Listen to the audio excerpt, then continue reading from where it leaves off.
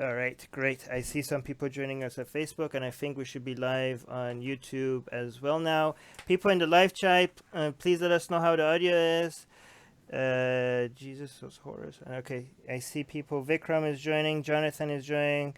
Uh, God, the guy is in the green shirt is so cute. Oh, thank you. That's sweet. Why couldn't I be wearing green? Wow, that was a good start to the show.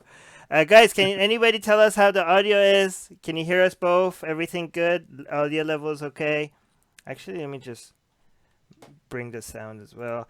We're gonna get started very soon. Anyways, I think the audio is fine. Audio good, Armin. Thank you, Axel. Finally, somebody confirmed. Okay, good. Hi, David. Hey, how's it going? Good, good. How are you? I'm good. Can you introduce yourself before we get started? My name's David Wood. Technically a philosopher who became a YouTuber because I realized that this is an awesome era of humanity for sharing information around the world. And so I basically jumped on the YouTube bandwagon and have a lot of fun talking about stuff on the internet. Right. Well, you left a lot of it out. You are very famous among Christian apologists and YouTube. A lot of people want you at debates. A lot of people in the Muslim and atheist community really hate you. A lot of people in the Christian community see you as a champion. Your YouTube channel is huge and gets a lot of views and reactions. I could just tell by the live chat for Atheist Republic right now is busier than usual just because you shared it on your channel. So thank you for doing that. I also want to thank you because I know you're sick and you didn't have to do this. And you're being very generous with your time. I feel a bit guilty because I know the more you talk, the worse it is right now because you're coughing. But thank you. I'm hoping that you get a lot of rest after this. But given your conditions, I really, really appreciate how. No, we're good. Yeah. I got this. It's good stuff. Okay. Flora septic. All right, great. Oh, wait, let me increase the audio. Okay, there we go. Okay, so I was hoping that this discussion would be two different segments. I don't know how much time do you have because I have so many things I want to talk about. But I wanted to talk about first the way we have these conversations between atheists and Christians, between Muslims and Christians, between Muslim and atheists, ex-Muslims, and their relationship with the Christian community, and all of that, and the purpose of these discussions and the way we have these discussions, especially the after the discussion I had with you and the discussion I had with AP, Apostate Prophet, I noticed a lot of Christians came on the Atheist Republic YouTube channel, and there's a lot of mixed feelings. They actually a lot of people like the discussions that we had, me and you, on your channel, and the discussion I had with Apostate Prophet on my channel. They did not like that, and they think like I was two completely different people. But the reason is, well, I was talking to an atheist at that time, and we were just chatting about the things that we disagree on. Yeah. And And yep. on you were on your channel, so Right. right. Well, I Yeah. mean, I usually swear a lot, and your audience doesn't like that. I don't know. I don't have any problem with swearing, but when I was on your channel, I knew your audience doesn't like that, so I didn't. And now a lot of them are here, so I'll try not to swear. I don't see what the problem with swearing, but because we have a lot of guests here today, I'm going to try not to swear. But again, this is the whole point. I think. What do you think? Like the way we talk to people that we disagree with, and if we're trying to convince them, if we're trying to get them to agree with us, I think needs to be we need to be more careful about how we talk to people about our disagreements with them, because what I notice is both with my audience and your audience is a lot of them are extremely hostile towards people they don't disagree with, like for example, when I said that I'm going to have a discussion with you, a lot of people were talking about, the problems that they have with you, and they wanted to the things that they wanted me to bring up had not much to do with, logical disagreements. They were bringing up your past. They were bringing up, crimes that you committed, that as if they were up, bringing up a secret, but some things that you are open about, things that you have changed, things that you're not ashamed of, you tell the world, but they are using your past against you, because it's not about challenging ideas, it's about personally attacking somebody. And people on your channel as well, they are personally attack, for example, me, which it's fine. It's not going to hurt me, but I just don't think it's going to work. The way that our communities go after each other, doesn't seem to me that the intention here is to, convince people or have a discussion. The goal is to destroy the other side, or make them look ridiculous, or, make them feel ashamed and just win. Like, you're the champion of our side, and go beat the other side, defeat, they're cheering you on, and they want the other side to I'm pretty sure a lot of people came here today hoping that you will make me look ridiculous, and a lot of people on my side are hoping that I will make you look ridiculous. And I'm pretty sure that whatever we say, they're going to be convinced that I was the ridiculous one, people on your side, and the people on my side will be convinced that you're they already made up their mind. Right? It's more about, anyways, I'm talking for too long. Go on. Sorry. Yeah. What do you think? No, and no matter what happens, there will be people who there will be fans of you who think you weren't aggressive enough towards me, you didn't attack me enough, and there will be people on my side who think I should have blasted you. Right. Should have blasted you more, just because I found that out by experience. But yeah, it's never crossed my mind that if we disagree on something, even something very important, that we just need to be enemies forever. If we disagree on things, guess what? There are other things that we agree on, right? And so, in other words, if I were in a room with, let's say, you and a Muslim, depending on what the topic is, I'd be happy taking the side of either one of you, right? If the topic is whether Muhammad's a prophet, it's going to be me and you. It's going to be me and you united, talking to the Muslim, trying to show the Muslim that Muhammad is not a true prophet. If it was on the existence of God or something, I'd actually be more lined up with the Muslim on that. And so it'd be me and the Muslim saying, hey, we disagree on a lot of things here, but we do agree that, God created the universe and things like that. So, it's just never crossed my mind. Like my best friend in college was a Muslim. After college, he left Islam and became a Christian, but we were still friends for years. And when he was a Muslim, and we argued all the time. Sometimes we would spend all night arguing and then on into the morning arguing, but it never crossed our minds that, oh, well, hey, I'm a Christian and you're a Muslim, therefore we have to be enemies and can't be friends. Right. So now there are some lines where someone is just such a complete jerk that you just can't really be friends with the person. But I mean, you're not like that. The apostate prophet's not like that. We can get along. Yeah, but that's the difference. The disagreement is not the issue. People that are jerks, that's a different reason why we don't like them, right? By the way, the Apostle Prophet just sent me a super chat, so thank you so much for that. He's saying your chat with the Apostle Prophet was bad because of Apostle Prophet. That guy sucks. That's true. But what I'm trying to also tell people is people see oh, I'm the atheist, so the atheists are on my side, or I'm the Muslim, so the Muslims are on my side, and I'm the Christian, so it's my side, the Christian against the other side. But I think the way I look at it, it's which side am I on, is based on the intention. It's not based on the how we get to the goals that we have, but based on what the goals that we have.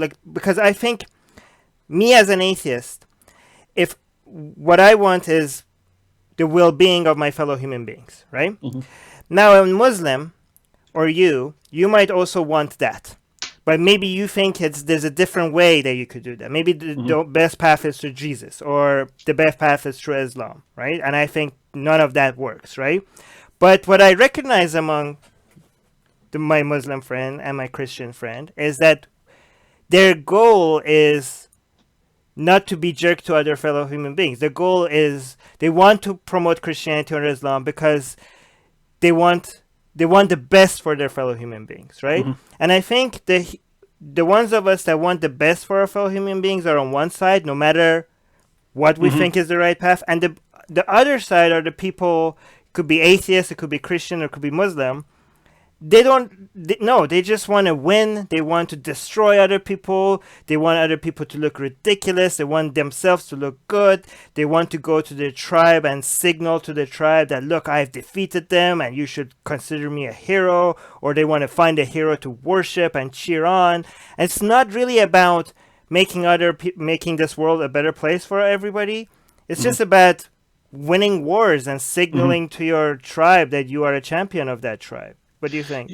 Yeah, I think the internet is fueling a lot of that, because basically over the past 15 years or so, people are becoming more and more polarized in basically every sphere. If you're talking politics or whatever it is, people are becoming more polarized. Namely, they're going further and further in opposite directions, and then which makes the people they disagree with look, more alien to them, right? Like, wow, you are really, really weird. Whereas, a generation earlier, they'd have disagreements, but they're pretty close on a lot of issues. And so, that's basically the situation now. So people are becoming more polarized. That's why it's good that we can get together and, have perfectly calm discussions. And by the way, I have to say, a ton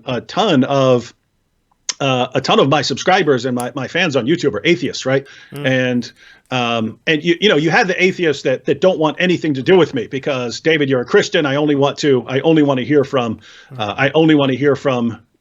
hardcore atheists. But the people who are on my channel, they're usually like, David, we disagree with you, but we like you. You're funny. We like how you're wrecking jihad and terrorism and stuff like that. Right. So, what about Muslims? Do they get along with you? Muslims have become kind of more polarized as well. Now, to be clear, I do hear from Muslims who will say, "Man, David, I really disagree with what you said, but gosh, that was a funny video," even though I'm like making fun of Muhammad or something like that. So I'm guessing these are not like absolutely diehard Muslims, but generally in person, I get along with Muslims pretty well. And by the way, I think that's part of the source of the polarization is back in the day, if you had a disagreement, you were talking to someone, and it's not as easy to be really nasty with a person who's standing right in front of you. Whereas on the internet, when you don't see the person, you're just typing a comment or typing a remark about someone, it's very easy to just be, heap endless abuse on people, which then makes that person, more hostile towards your position and so on. And so people, get farther and farther apart. But yeah, I mean, it's just a fact that, the more I criticize Islam, the less, the fewer Muslims are going to be happy with my content. So, yeah. Right.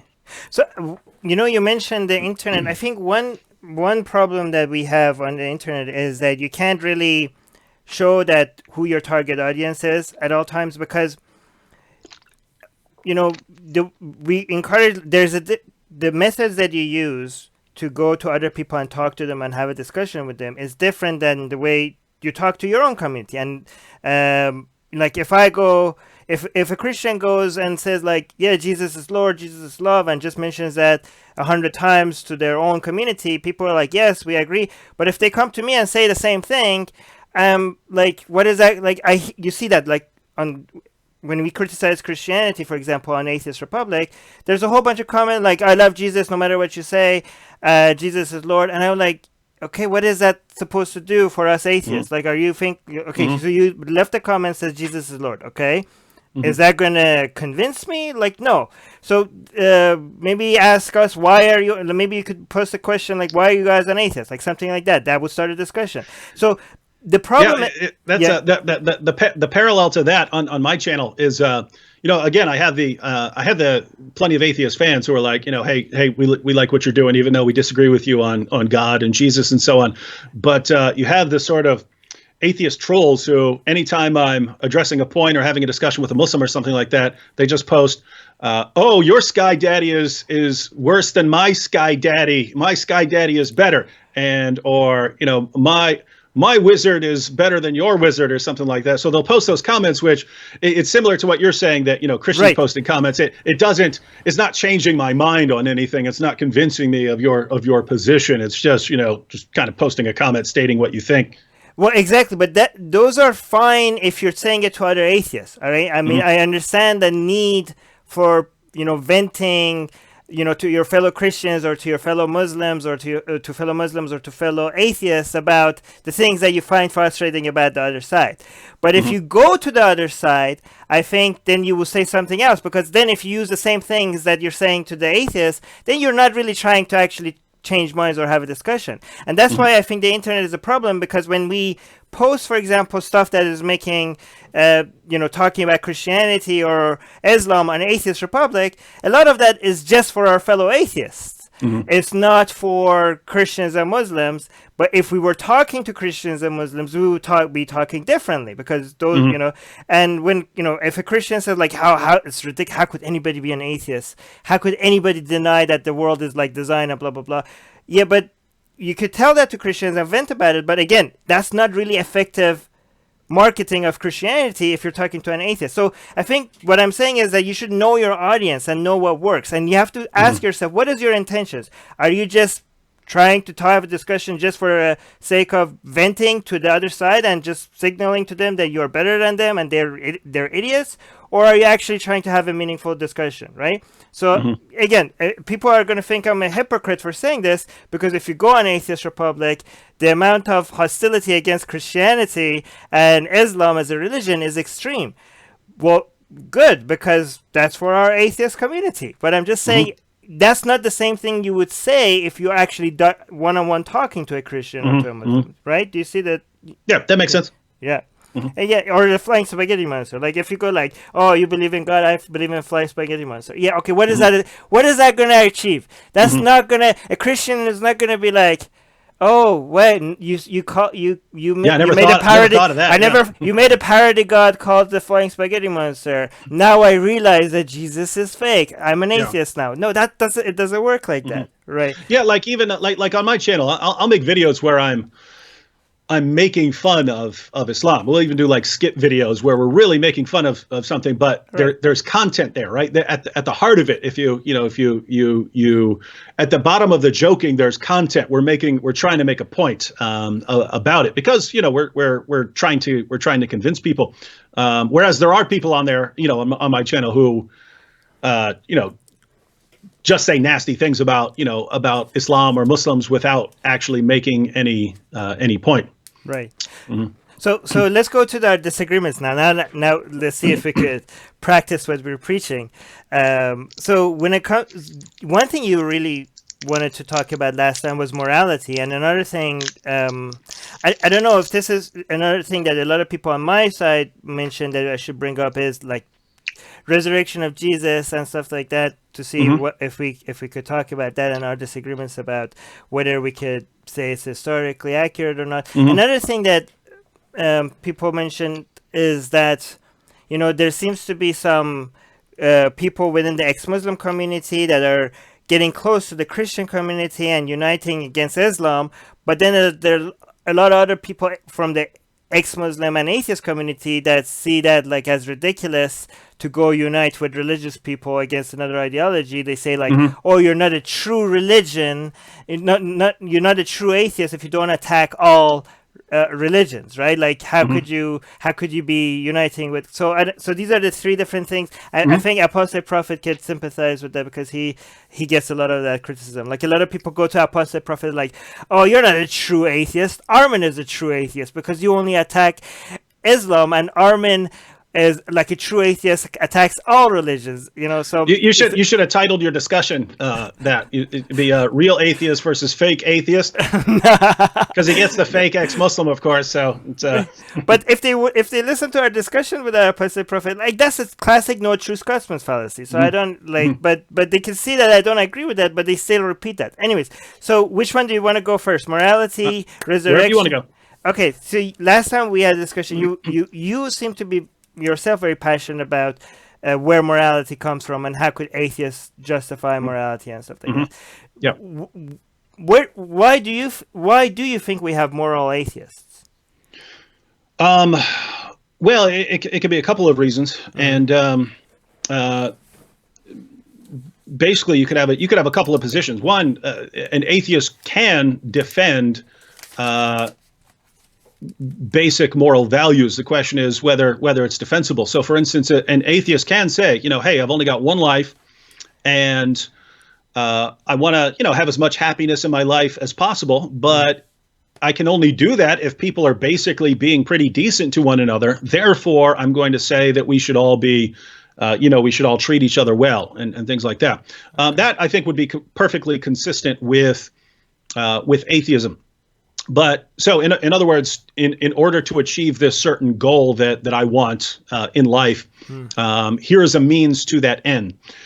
But if you're saying that morality is anything beyond that, right? That's where I start running into the problem. And this is not a problem I had as a Christian. This is a problem I had as an atheist. And basically, when I was an atheist, I kind of it almost seemed like people were directing their skepticism only to things that they didn't want to believe in. And if they did want to believe in something, they just wouldn't be skeptical at all about it. And so I tried not to do that. What I mean by that is you can take something like the existence of God, and you could say, okay, why should we believe in the existence of God? Well, you could be skeptical and say, well, we don't see God. There are no good. I don't see any reasons to believe that God exists. When I ask people who believe in God why they believe in God, they just, they start talking about things that sound like their feelings. Oh, they feel the presence of God. That's not evidence to me. That's just your feelings. So we say, okay, so I'm not going to believe in that. Well, I realize back you can apply the exact same reasoning to things like moral values, so you got the claim God exists, and we're going to be skeptical about that. We're going to say, what is the good evidence for the claim that the claim God exists is true? And whatever reasons you give, I can be skeptical of those reasons and say those reasons aren't good enough. Well, guess what? The claim you shouldn't hurt people for fun. Is that true or not? Well, whatever reasons you can give me to think that claim is actually true. Again, not just true for my, not just it would help me achieve my goals, but that statement is actually true, in which case there is a moral fact about our world. Any arguments you could give me, any reasons to that you can give me to think that claim is true, that I actually have a moral obligation not to hurt other people for fun or something like that, I could be skeptical of those reasons and say the exact same thing. Wait a minute, this moral value, I don't see it. I don't see any good evidence to think that moral claim is true.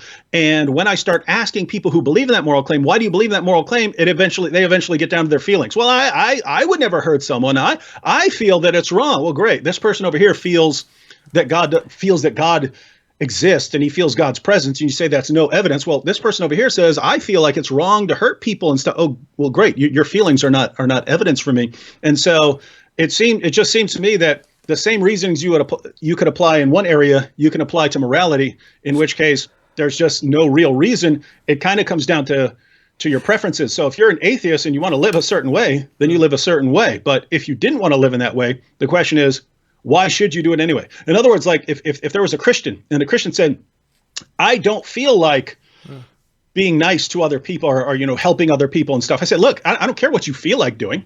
You have a moral obligation to do that. You have a moral obligation. So I can say, hey, in spite of your feelings, in spite of whatever you're like, in spite of, your natural inclinations, you need to do that anyway. But on atheism, I don't have that basis for saying, hey, it doesn't matter how you feel. It doesn't matter what your inclinations are. You need to do the right thing anyway. Right. So there's a difference between using feelings as a way to justify something than, compared to acknowledging that certain feelings exist, certain desires exist, and trying to find a way to maximize those desires, right? So, there's a difference between like, hey, this is true. Why is it true? I just feel like it's true. Well, that doesn't stand, right? Nobody on the right mind will accept that. But if you say, I feel like it's not the question whether we shouldn't or should hurt children. It's the question of like, we don't want to. We feel sad when we see, for example, children hurt. So we're going to come up with the most effective way of stopping it, right? So, so the feelings doesn't come as a way to.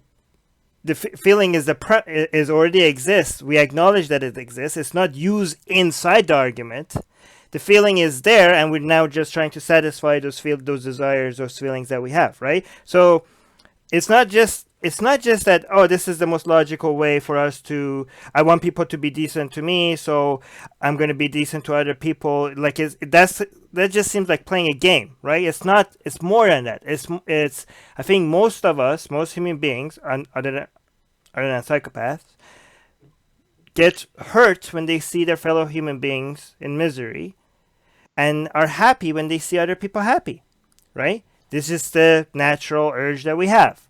And it's just coming up with the process of maximizing that. So we in a world where people enjoy seeing other people happy, then we want to increase happiness. And we're coming up with rules, yes, made up rules, but rules that best achieves those desires that we have. Desires that are hardwired in our brain. I think I think there's two separate topics here, and the people usually mix them together. The topic of why we have these urges, why do we have these desires, and then the topic is separate from the topic of, okay, we have these desires. Now, what's the best way of satisfying these desires, which is sympathy, altruism. Like, for example, let's say we want to eat food, okay? We could ask why we want to eat food, and there's an answer for that. But that's a separate discussion from, okay, now that we want to eat food, we have a land here. There's a way that we could get food out of it. What's the best way to get food out of this land, right? If I come up with the best way to do farming with you and discuss that with you, and all of a sudden somebody comes and says, like, wait, before we come up with the best ways to get food out of the ground, let's discuss why we want to eat. I'm like, no, that's a different topic. We know we need food. Given that we need food, there are best practices on getting food out of the ground. Okay, so I think, like, every time we come up with moral laws and ethics and the best ones that makes human societies better, people come out like, but why do we have to be moral? Well, because we want to be kind to each other. We want other people to be happy.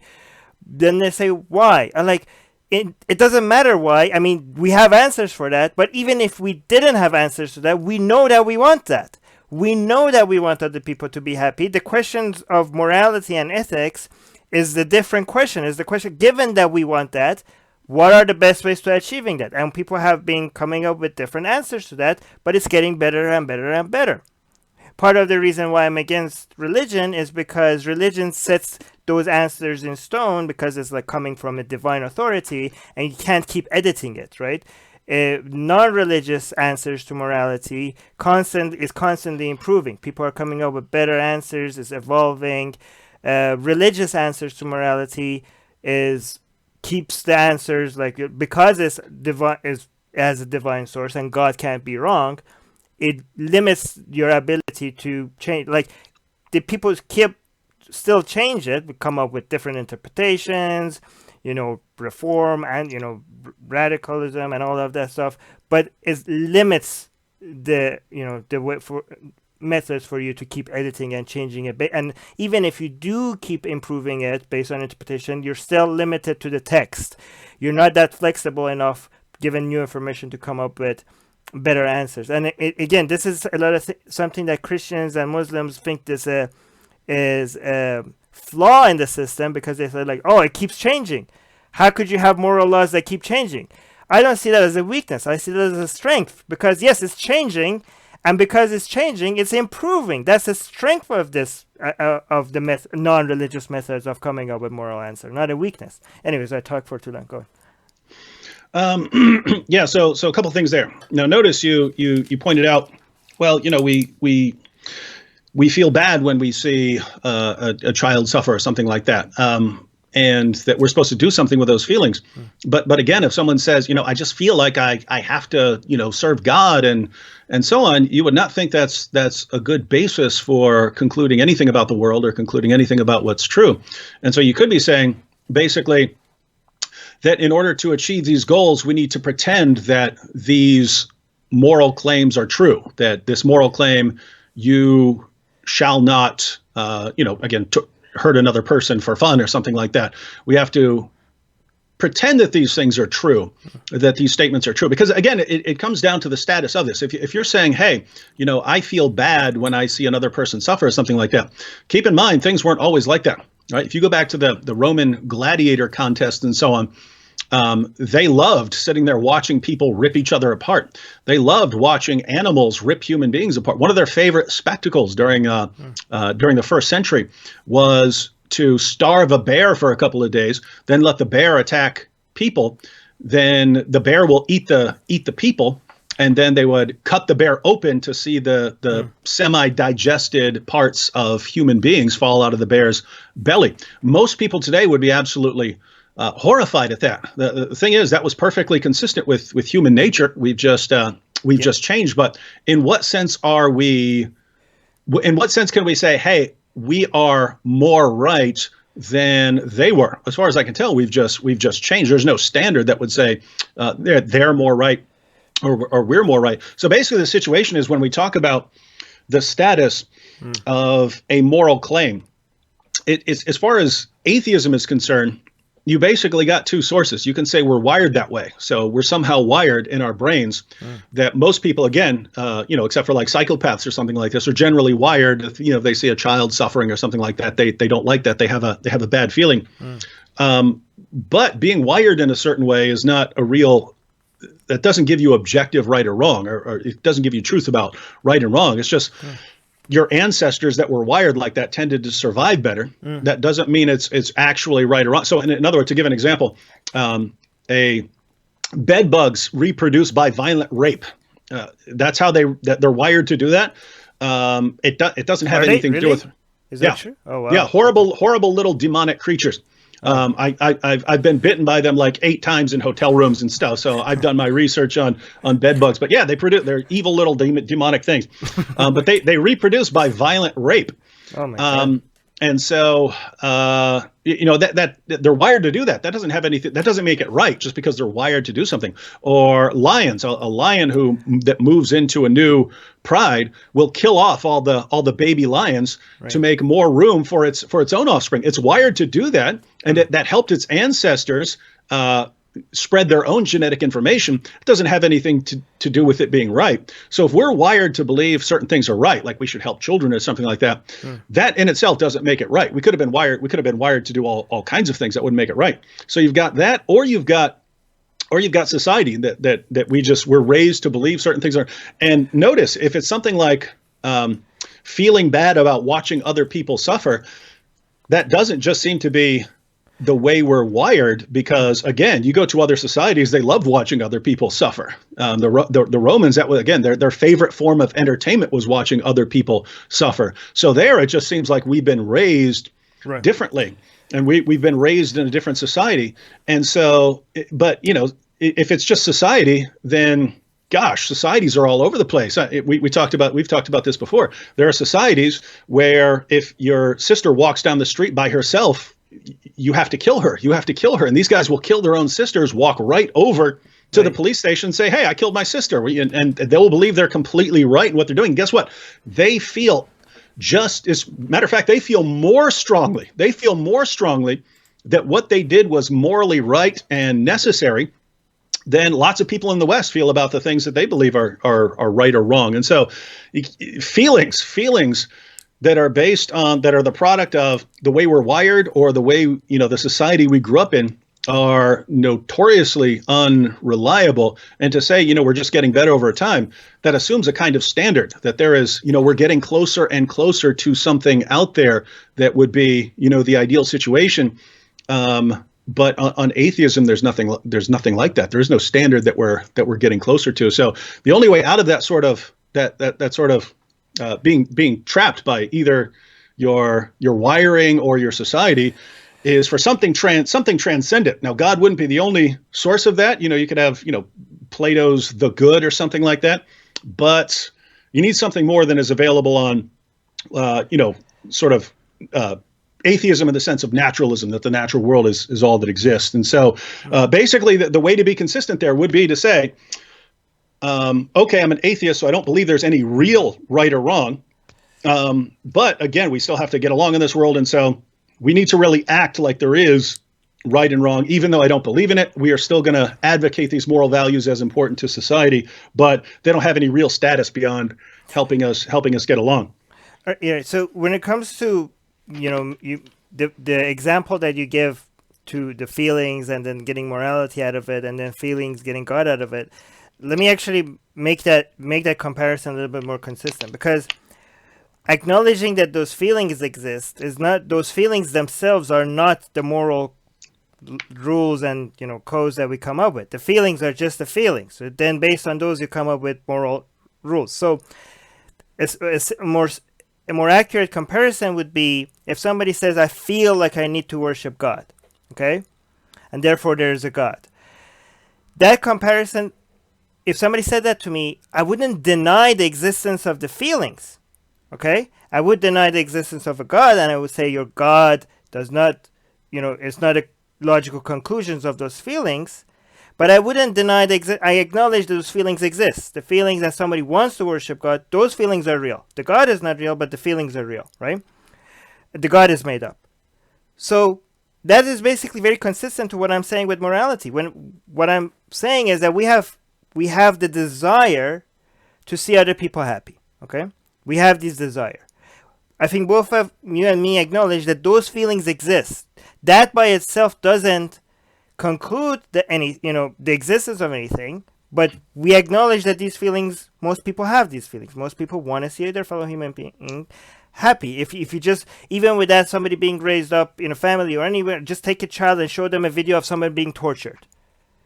That they're going to find that very stressful to watch. They're going to see them cry. They don't want to watch it. They have to be trained to be used to it. It's not natural for them to see something like that. Somebody else in pain. When you see sad movies, you cry. Why? You're sympathizing with the characters there, right? You're wired like that, right? Mm-hmm. So you have the feelings. We know those feelings are real. And what do we come up with to satisfy those feelings? Moral codes. And yes, they're made up. Right, just like we said, the God is made up. That's progress. Right. If you're acknowledging that they're made up. Yeah, but it's a good thing that we made them up, right? Mm-hmm. There's a difference. So it's very similar. The feelings are there, both sides. The difference is that okay, we have a desire to worship something. We made up God. God is made up. We have a desire to see other people happy, so we made up rules. We came up with rules. We just decided that let's just make up some rules. And some of them are good rules. Some of them are really bad rules. Again, I'm trying not to swear for your ideas. But some of them are really, really bad rules that made society's worst place. But some of them ended up working a lot. And making societies happier. Okay? It's just made up doesn't mean bad. Made up could be end up have bad results. Made up could be good results. Every time you sign a contract, it's a made up agreement. Money is made up. All the agreements that we have. Like if I just say something like, "Hey, I'll pay for your pizza today. Next time you cover me." That's just an agreement. We just made that up. It's made up. It's good. It's working for us, right? Mm-hmm. Yes. So it's again the acknowledging the feelings exist by itself is not proof of anything. Mm-hmm. The moral codes, just saying that moral codes exist is also not proof of anything. The moral codes being made up is not an argument against it.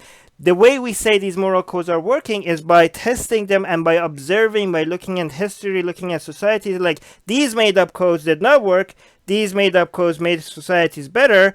Hey, based on the data that we have, let's just for the society that we're studying right now, let's make up rules based on other made up rules that made other societies flourish. There's nothing wrong with that. It works, and you pick it up, right? So another thing is that you mentioned that so it's you mentioned examples of Romans and people in past.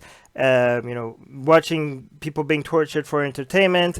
And yeah, so we are hardwired there are some things in our nature that is helpful if we keep working on it, and there are things that are in nature that are destructive, right? And we acknowledge that we have natural urges that if we keep feeding it, it will grow, and it's not good for a society, right? We acknowledge that our brain is not meant to live in modern societies, right? We were meant to be living in tribes and caves and only look after 150 people, maybe not much more. Everybody else could die. If you capture another area, you could rape every single woman. That's how we're wired. But we don't act like that because we learn to. It's just like going to the gym. You exercise a muscle, it goes stronger. So your brain has the capacity to be extremely violent and also has the capacity to be very loving and caring. It's just a matter of what you exercise, which one of these desires you feed, and which one of these desires feeding it will make you more satisfied. You learn to enjoy the feeling of seeing other people happy. You learn to enjoy that more than crushing and defeating and torturing other people. I'm sure if you raise a child to enjoy that more, they will grow up to enjoy seeing other people suffer. But it's just a matter of which one you exercise. You can learn to enjoy one of them more. When you said if it's just a matter of feelings, then there's no objective answer, right? And it's all over the place, right? So, the use of the word objective of subjective is depends on what specifically you're referring to, right? The fact that we want other people to be happy, right? That is the subjective part, right? So as atheists, I don't think there's anything within the fabric of the universe that makes things right or wrong. There's nothing there, right? Yes, we made it up, right or wrong. But it's a good thing that we made that up. It's working out, right? It's working for us, right? Yet the objective part is not the fact that right or wrong exists. We made up right or wrong. We decide what's right or wrong. And if we pick it right, then it's going to make everybody happier, right? If we make this up right, it's going to make everybody happier. So the objective part is, given that we want to see other people happier, there's a better answer to this, and there are some bad answers to this. If the goal is to make humans happier, there's objectively better ways to do that. And there are objectively worse ways to do that. Yes, picking the goal to make other people happy, maximize well-being, that's the subjective part. But once you pass that, reaching that goal, there's an objective answer to how you get there. Do you agree that if we want to make people happier, there are some answers that are better than other answers objectively? Do you agree with that? Yes, my objection would be to the idea that that this desire to see other people happy is as prevalent as you think, or that it would trump other desires. And the reason I bring that up is, I mean, we were just talking about like our fans and stuff. I guarantee you, I have plenty of fans who probably wouldn't want to see you happy unless you adopted certain beliefs, and you have fans who don't want me to be happy unless I happen to agree with them. And if you look in the political realm, there are people on opposite sides of the political issues who don't want the other side to be happy. They want to absolutely destroy their lives. Right. And so you have desires like that. In fact, this reminds me of there was George Orwell, one of the great writers of the 20th century, did a book review of Hitler's Mein Kampf, and he said that for the past several decades in the West, we've acted like people just want comfort and happiness, and that's all we want, and so we've built our policies around that assumption. And then someone like Hitler comes along and says, "Hello, country, I'm going to bring you war and death. But we're going to eventually crush our enemies," and the entire nation bows down to him. And so we don't just have this. People want to crush their enemies, right? And we see this all around us. And so one, you've got that. You have other competing desires, and I don't see any basis for saying, oh, we have a desire. Some people desire other people to be happy.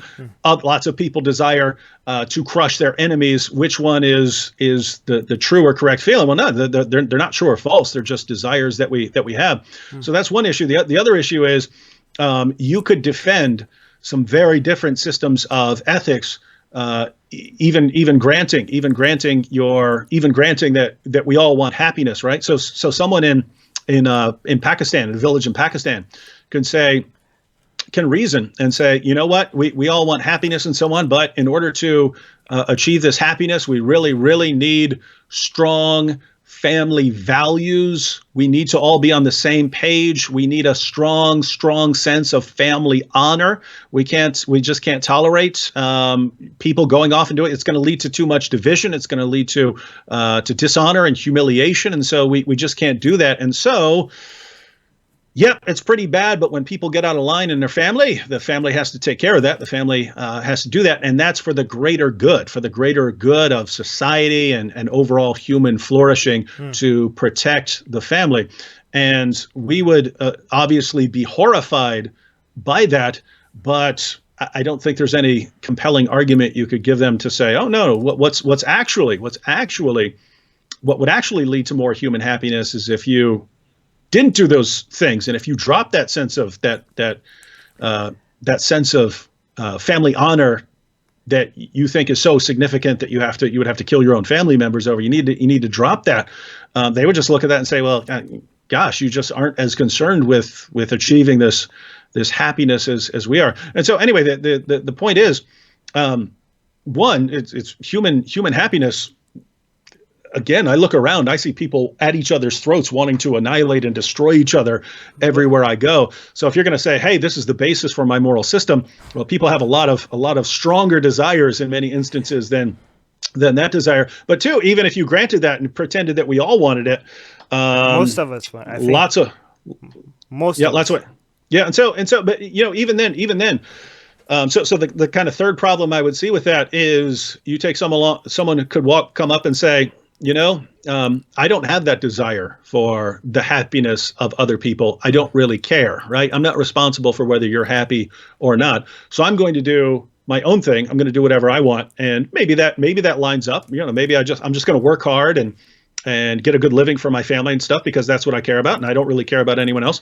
Or maybe, I can just do whatever I want because maybe what I want to do is kill and eat people like Jeffrey Dahmer or something like that. Maybe I want to do that. And that's the only way I'm only going to be happy. In that situation, notice there's no real basis for you to say, hey, even though what you really desire, the desire you have is to kill and eat people because you feel it makes you more powerful. That's what Jeffrey Dahmer said. He felt like he was consuming their souls and adding them to himself.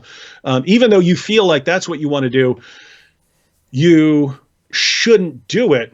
Notice on this discussion on atheism, there's no real basis for saying you should not do that because you don't have any solid grounding. All you could say, given the atheist framework, is we will lock people like you up because you don't agree with the rest of us. But again, if you have something that transcends biology and culture, you could say, hey, Jeffrey Dahmer, even though you have this desire to kill and eat people, you ought not to do that. You have a moral obligation to resist that urge because it's morally wrong for you to eat people. And here, I'm not just saying this is my opinion or we have these competing desires and you have different desires or something that it is actually morally wrong. And by the way, the reason I'm saying all of that is I'm kind of in that boat where you brought up psychopaths. I'm a diagnosed psychopath. That's what I am. So I don't feel bad when I see other people suffer. I can count on 3 fingers the number of times in my life I have felt some negative feeling about other people suffering. And those were all within about the last decade, 10 or 11 years. So up till that, I had never experienced in my entire life feeling bad for someone suffering. And so if you were to say to me, hey, you shouldn't do this because you have a desire for happiness, I couldn't have conceivably cared less about other people's happiness and so on. And yet I don't do those things. I don't hurt people. I don't do those things. And the reason is that I believe, hey, it doesn't matter what I desire. It doesn't matter if I want to go bash someone's head, and I'm not going to do it because other people have an intrinsic worth and I'm not allowed to violate that. So it goes. So anyway, for me, there's got to be something beyond, feelings and wiring and culture, because if there's not, then people like me just aren't going to follow it. And the only thing you can do is lock us up. No, because most non-religious psychopaths also don't go around and hurting people. Most, because there's other. Yeah, you could say physically, but these guys spend their lives manipulating and they do hurt other people. They generally will do anything to get over on other people. So you know the examples that you gave, like psychopath or Hitler. The thing is that there's enough of us that care that is basically is enough to keep improving societies. There's enough of us that care. So you keep giving. You just side note. I'm not adding anything. You really think society is on this constant improvement? Because I'm looking around, I'm seeing sides get worse and more. But that's more what everybody thought all the time. I think the only people that were right about this, like one of the few people that were right about this, were people that lived through World War II. But most other people were always wrong. Most people throughout history thought that they're living in the worst of times, and most people throughout history were living at the best of times compared to everyone before them. Violence has decreased, rape has decreased, child immortality has decreased, poverty has decreased, hunger has decreased. All of these have decreased. People are happier, people are healthier, people are connected more than ever before. The only issue is that we get news, the coverage of bad news is a lot more than before, right? Like good news is not that interesting. That's why my only objection to everything you say would be the happiness. Everything else, you're right. I mean, things are going through the roof in terms of like human flourishing and all these ways that society is getting better, but happiness is actually sliding. Like there's more. No, people say that, but I'm sure like people just fighting with their kids, thinking like, oh, this is so sad. I'm sure if this was their fifth child going through dying because of the Black Death or because there's no vaccines. People going to going to war. You don't know if your husband is ever going to come back or not. There's no Skype. Like these things, like people don't understand the amount of misery and heartache and despair most people throughout history had to deal with, and they comparing the amount of the stress that they have to deal with truly horrible stuff that was way more common than it is right now. Like it's not even people are like, oh. The people today are leaving their grandpa or grandma in homes, and they're not even visiting them. This is very sad. The fact that they're that old and managed to stay alive that long was impossible just 200 years ago. Like almost impossible just 200 years ago. Like it's not even comparable how much happier we are these days compared to before. But we don't. Again, it's. If you go back to earlier generations, it seemed like they had it worse, but they were happier. How do you know that? How it's based on what you're saying? That like you actually have those scales. People are miserable over everything now, right? That's why there's like opioid crises and stuff, like drug crises and stuff. People are turning. Opioid crises before. Okay. No, it's nothing. It's nothing compared to. It's like the better things get, the more miserable people are getting. Do you have like statistics from people? I wasn't planning on discussing that, but I could get the statistics. No, okay, but I'm just saying, like, I'm pretty sure there's not, effective statistics that people were taking in ancient Greece compared to like, I don't know how we can prove that. Oh no, you can't. Yeah, you can't go back. You can't go back that far. But I'm talking about because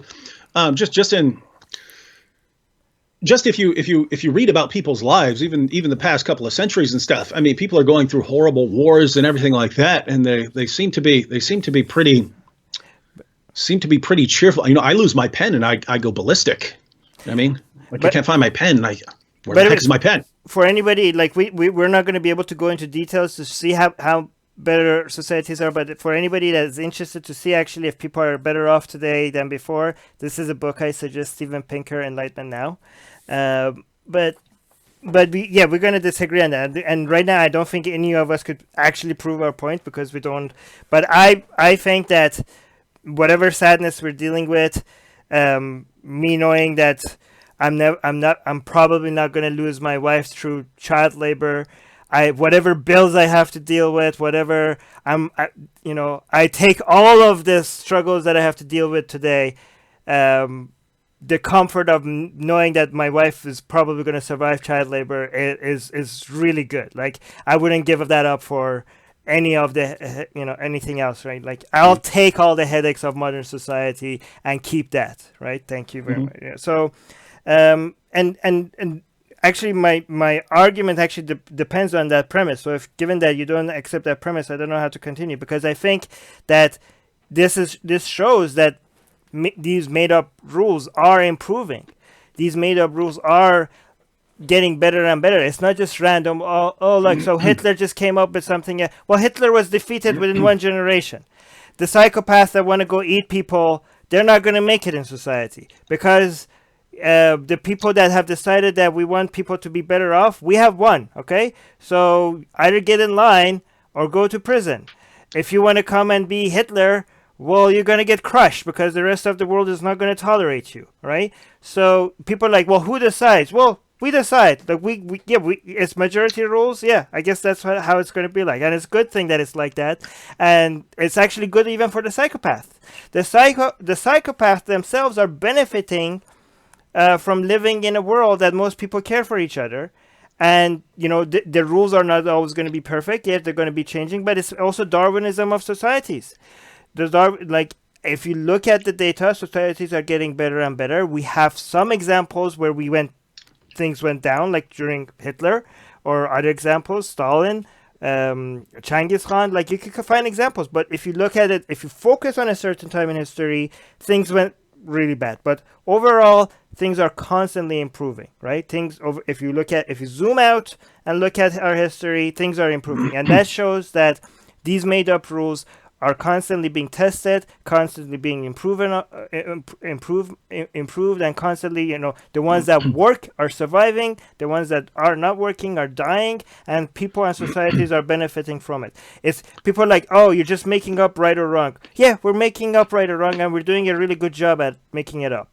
So, well, it's notice the improvements you've pointed out. Those don't have to have a lot of things to do with the morality we're making up as we go along, because most of what you said is just like, advances in technology, advances in medicine, reduced, working hours and things like that.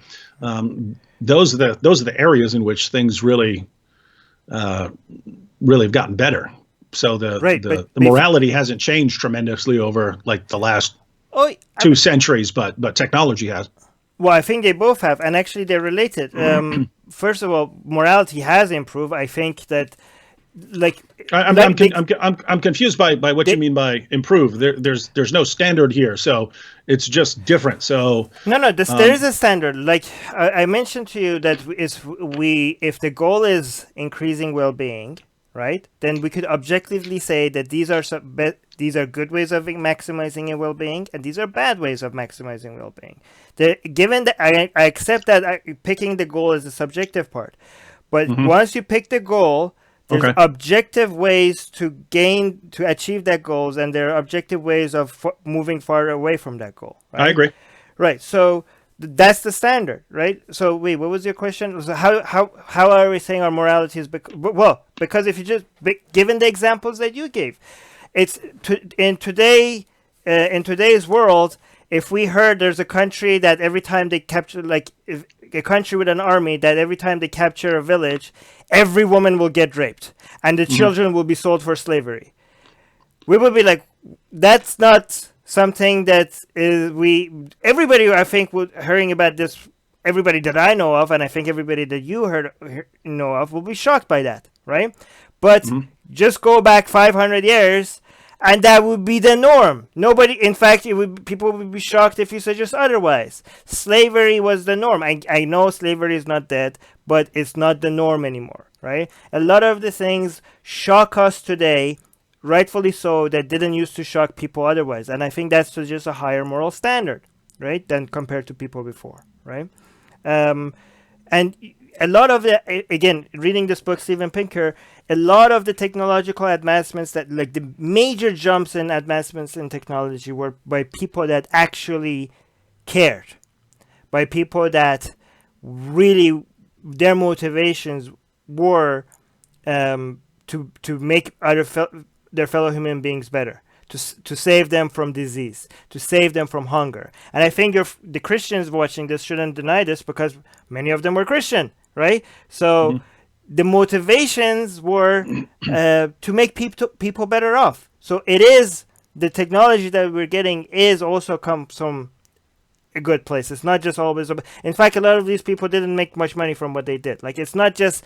I think it's very interesting, because a lot of Christians have a very negative view of human nature as a whole, right?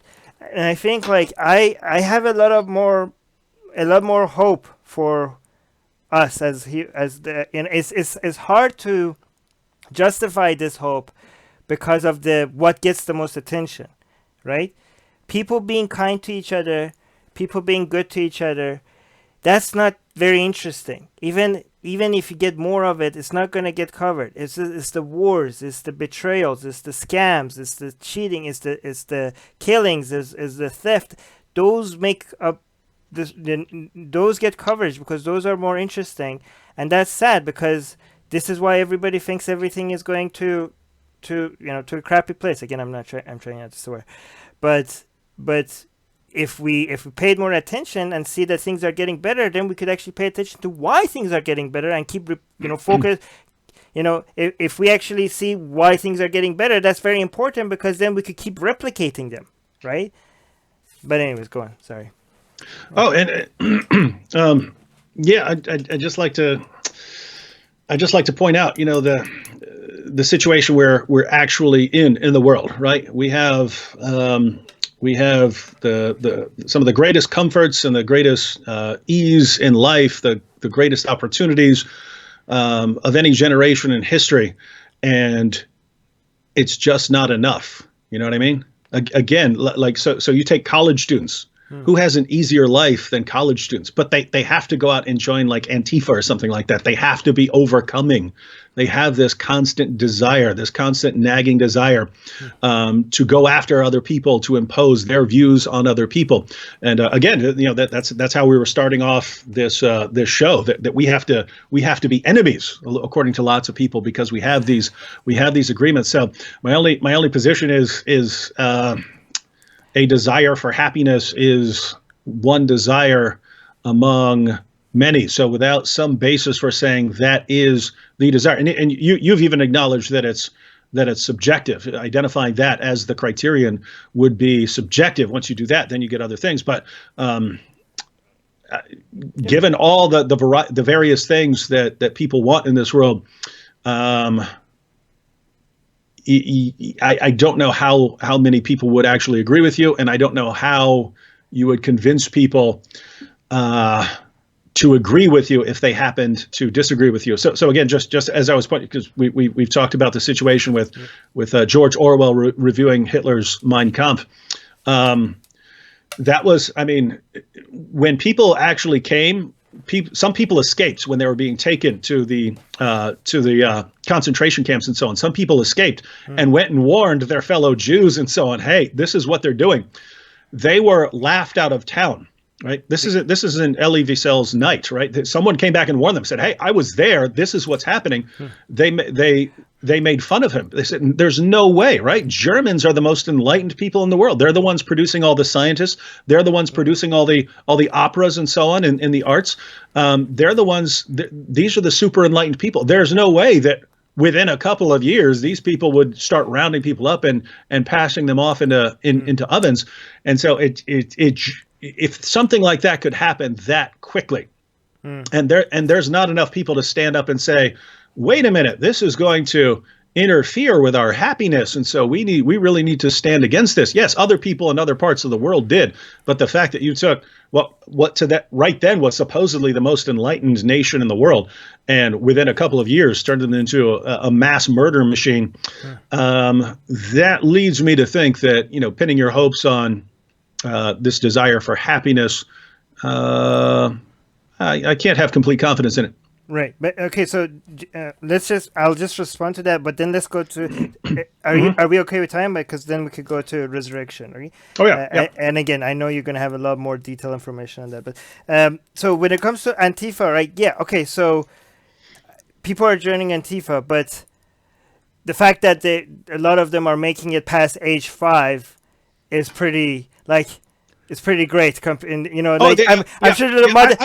I was only pointing out that you can supply all the comforts and happiness and fulfill all these desires, and for some reason, tons of people just have this other desire. Nope, I have to be crushing someone, right? And that makes a state, because there can always be someone who comes along and says, I'm going to take advantage of that and use it for my own ends. These people who really want to crush someone. If you get a charismatic leader, if you get a Muhammad in there or something like that, you've just radically altered civilization very quickly. Right, but I'm just saying, just because things cannot be perfect and people cannot just be content, that doesn't mean things are not better, right? Things are still crappy. Like, people are still, being jerks to each other for no good reason, right? But things are better. Just because things are crappy doesn't mean things are better, right? We agree on several things, right? Yeah. But and also when it bring up Nazi Germany again, we have to zoom in. The fact that your example is a good one, because the fact that the Jews that ran away, actually I know the story. A lot of them actually went to Israel, and the other Jews were laughing at I don't know if they were laughing, but they didn't take them seriously because the level of crimes that they were describing was unimaginable. They could not believe that so much violence at this scale was happening. But what does that say to you? That says that what was happening was extremely abnormal. Mm-hmm. The fact that when people came and said this was happening, people were not believing it because they thought this could not be happening. This must be exaggerated. To me, that shows that was something that was happening on a scale that people could not believe. Like, it shows to me that it's not normal for human nature to be this evil. That's why. We're going to have a disagreement about. I mean, because so you got Hitler, right? Millions of people killed. What does Stalin do? Tens of millions of people killed. What does Mao do in China? Totally different culture. Tens of millions of people killed. What does Pol Pot do? Completely different part of the world. Millions of people killed. Right. But you have Rwanda, millions of people killed. Sudan, millions of people killed. I'm not denying that horrible things have happened. Okay. That's what I'm saying. I'm saying don't think it's too far off from human nature. Right. When but basically we could look anywhere and we could see massive people who get in power and want to impose their view on other people. All of a sudden start killing millions and millions of people. So it seems like there's a. And guess what?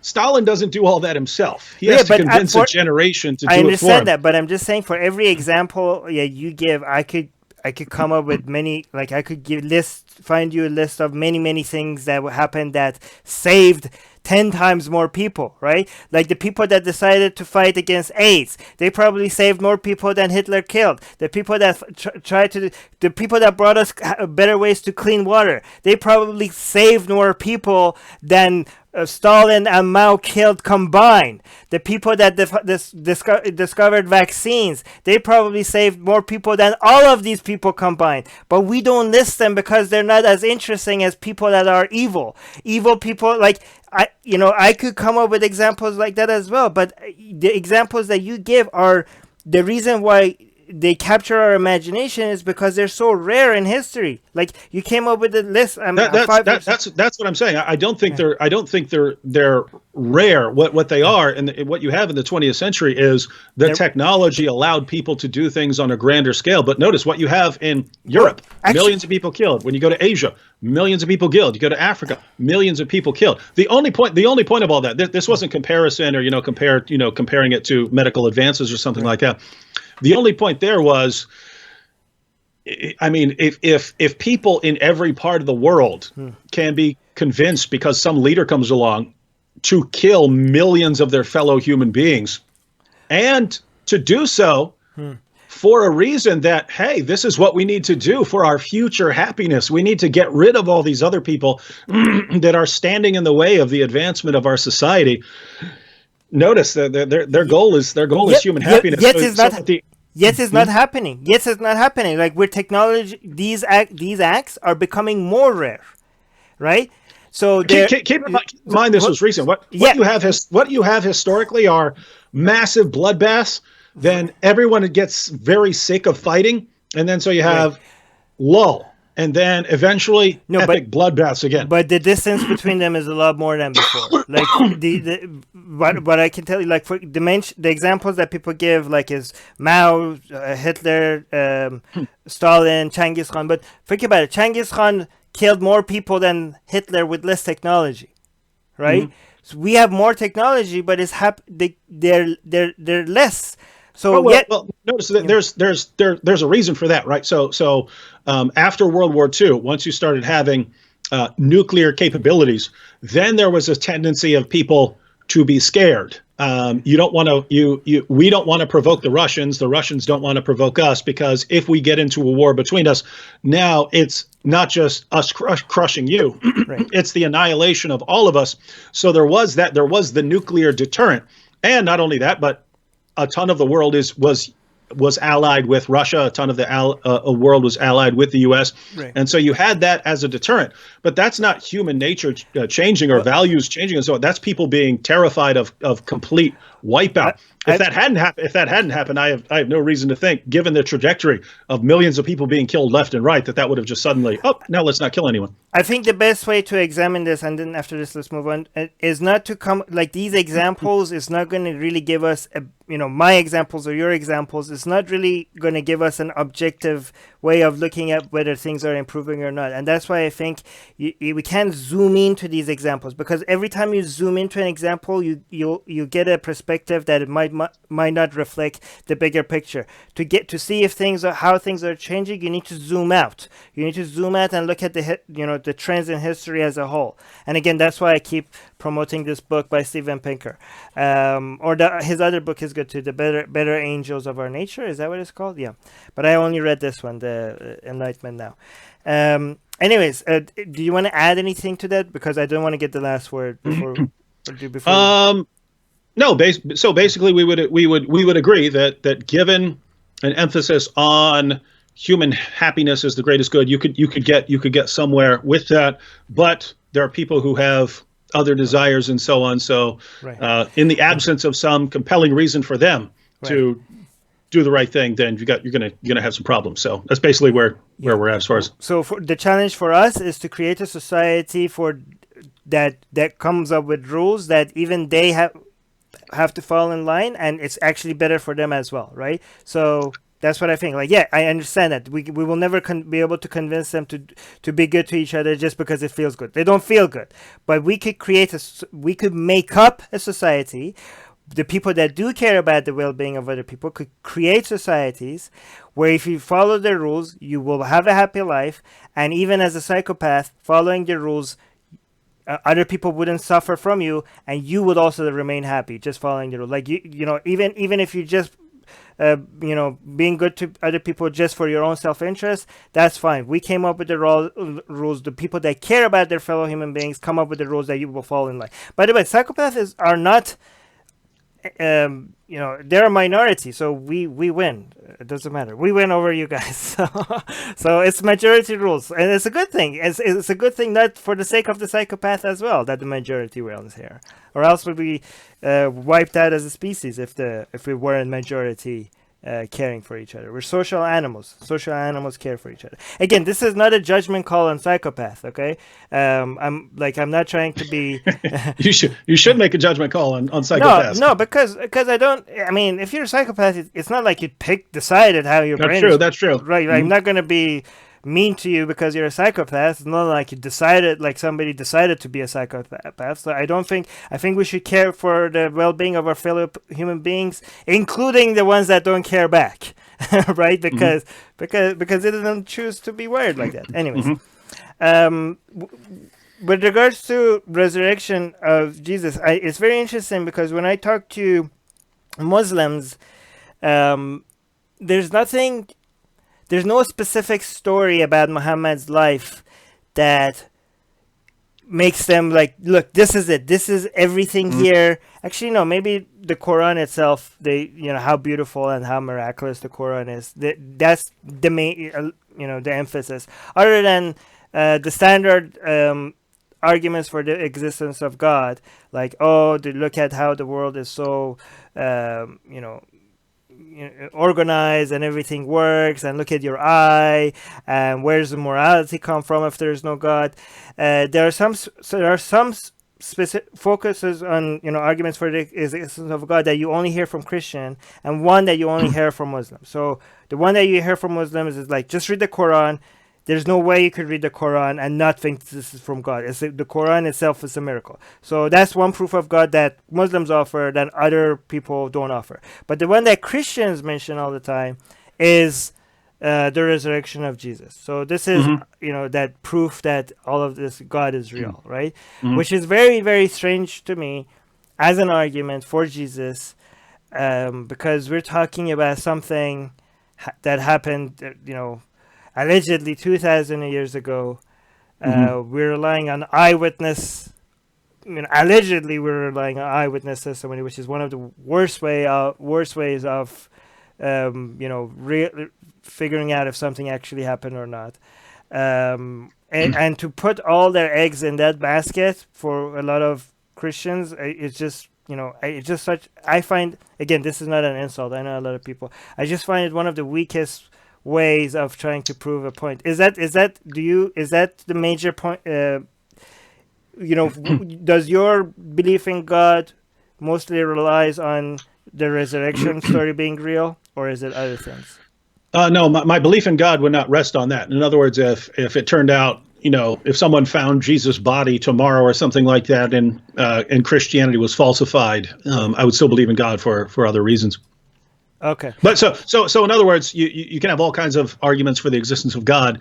The resurrection would mainly be an argument for a particularly Christian theism, namely that you need to listen to this guy. He's the one who rose from the dead. Right. And so you need to believe what he said. You need to not just believe in God. You need to believe what this guy says about God. So if they found his body or something like that, would you still be a Christian, or would you just be a God-believing non-Christian, like a deist or something?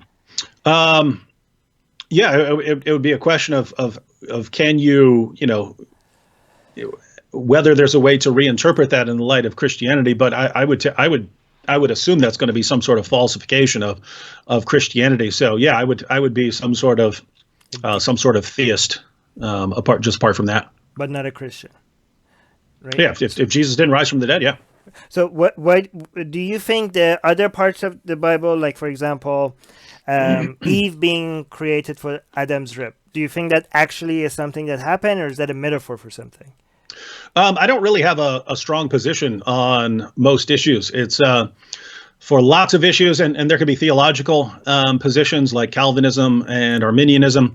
There are issues, like understanding the events in Genesis, like Eve being created from Adam's rib. There are doctrines like hell and stuff like this. Literal interpretation, metaphorical interpretation, annihilationist interpretation, things like that. So you have different positions on these issues, and normally I am kind of skeptical by nature, and normally it's before I'm going to take a position on one of these, I would want to really study it. You spend a couple of years studying it, read the main books on the main sides of the issue, but I'm kind of always dealing with Islam, so I never really have an opportunity. So, most particulars of Christianity, I don't have a firm position on. So you have no position on whether Eve was actually created from a rib, or that's just a metaphor. You have no position on that. I wouldn't have any. I don't know if I'd call it a metaphor or something like that, but yeah, I wouldn't have any particular. I know there are Christians. I know there are Christians who would interpret that in a variety of different ways, and I wouldn't, until I really study that issue in particular, I wouldn't put my foot down. So right now you're acknowledging that both is possible, given that you don't have enough information, that it could actually be something that really happened, a rib turned into a human being, or it could also be a metaphor. Like, you're open to both of those positions because you haven't studied it yet. Yeah, it's mainly what was the intent of the author, because you just have a variety of right. of positions on that. So basically, as far as, it's not like a rib would have naturally turned into Eve. It's a question of of how God went about it. So yeah, so I believe that God did it and that something is being described there, but could that be a non-literal description that's meant to make a point about God's creation or the order of creation or something like that? Possible, but possible. It's not something I spend a terrible amount of time thinking about. So why is it possible that the whole resurrection story was just describing something else and it didn't literally happen? Like, why is that not possible? Well, it's a totally different scenario. So you take something like the creation account, and so you have these accounts in Genesis. You have similar accounts in other ancient writings, and so the question is what the author is doing there. When we're talking about the Gospels, you're not just dealing with one writer, and there's no question about what they're trying to do, because you've got Paul giving his account in 1 Corinthians 15. It's actually the earliest material in the New Testament. You've got the gospel writers.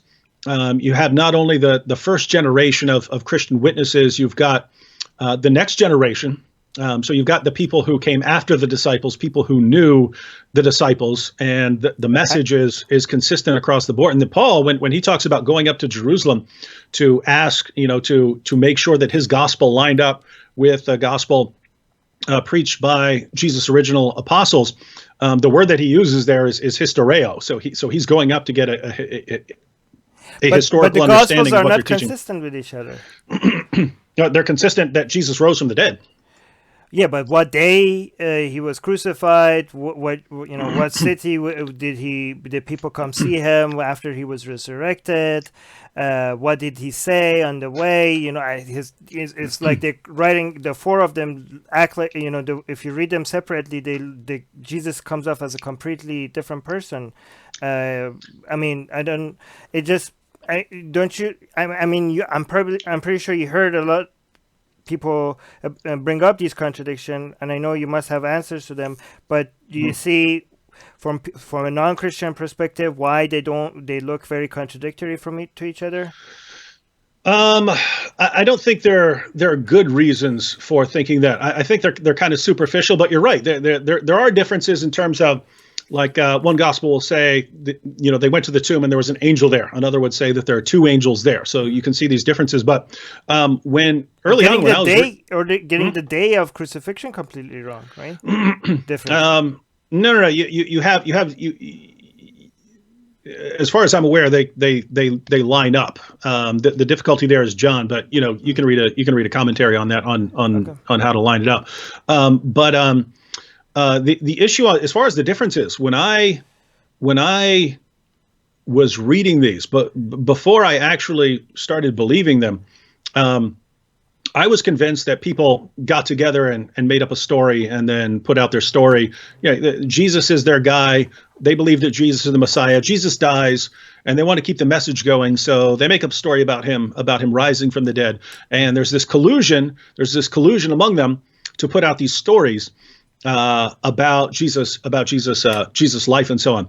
Now, what's interesting about the differences, the differences kind of do two things. One, they're not colluding right there at the beginning, right?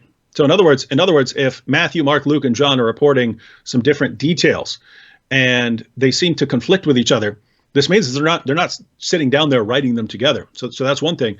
The other thing it does is, notice, generation after generation after generation of Christians had every opportunity to say, wow, this one talks about one angel being at the tomb. Mm-hmm. This one talks about two angels being at the tomb. You know what? Let's go ahead and fix that. Let's go ahead and fix that so that these line up. So it seems like the people who are preserving the scriptures down through the centuries are recording it, even though they could look, I could very easily harmonize this and make this, make these things line up, but I'm not going to. I'm just going to record what is written here. So it kind of makes it look like they had quite a bit of integrity they really wanted to preserve what they were passing on.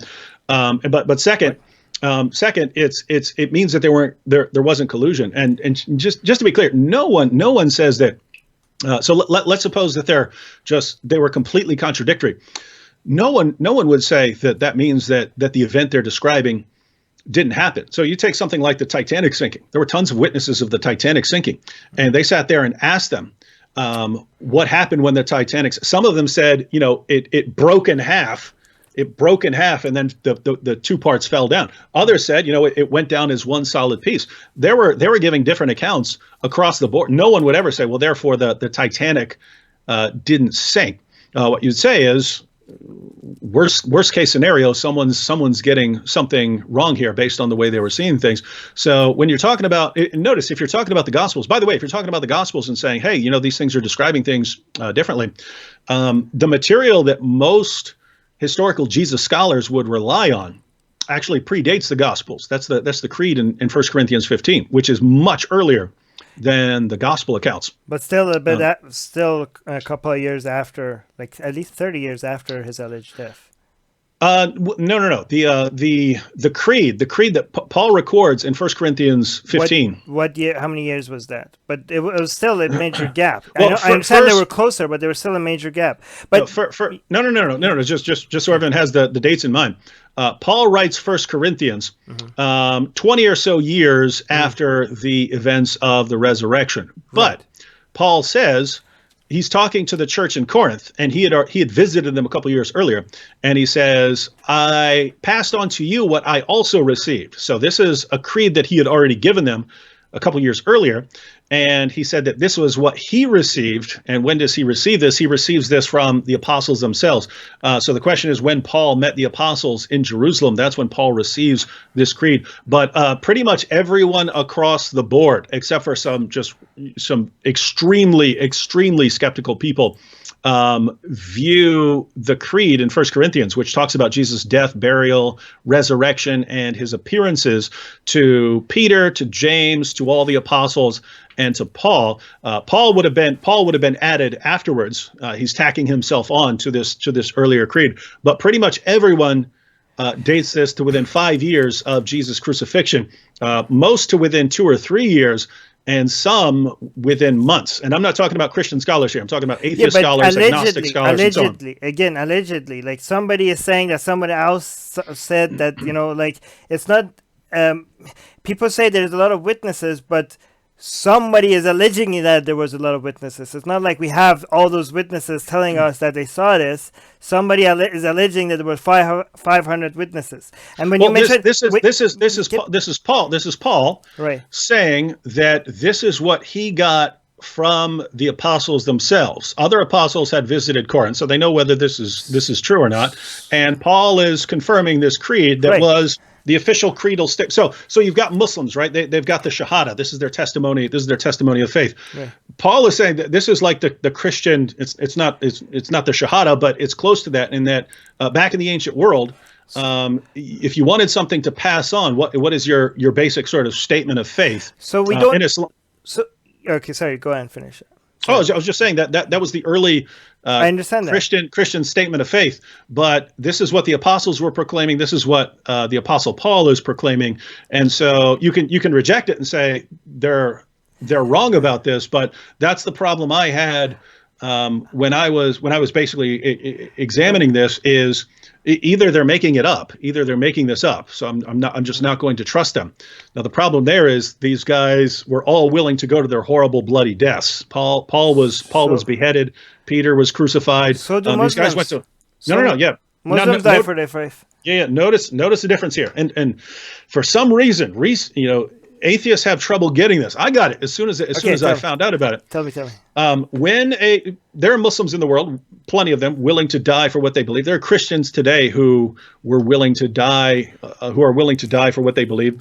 But in those cases, it's people who believe some message, believe some religion, believe some ideology, and they believe it with such confidence that they're willing to die for it, right? So notice that doesn't tell me whether their beliefs are true or not. If I tell you, hey, I'm willing to die for my belief that Christianity is true, you say, how did you come to that? Well, I studied some and concluded that God exists and so on. That doesn't tell you that what I believe is true. It just tells you that I really believe what I'm saying. Right.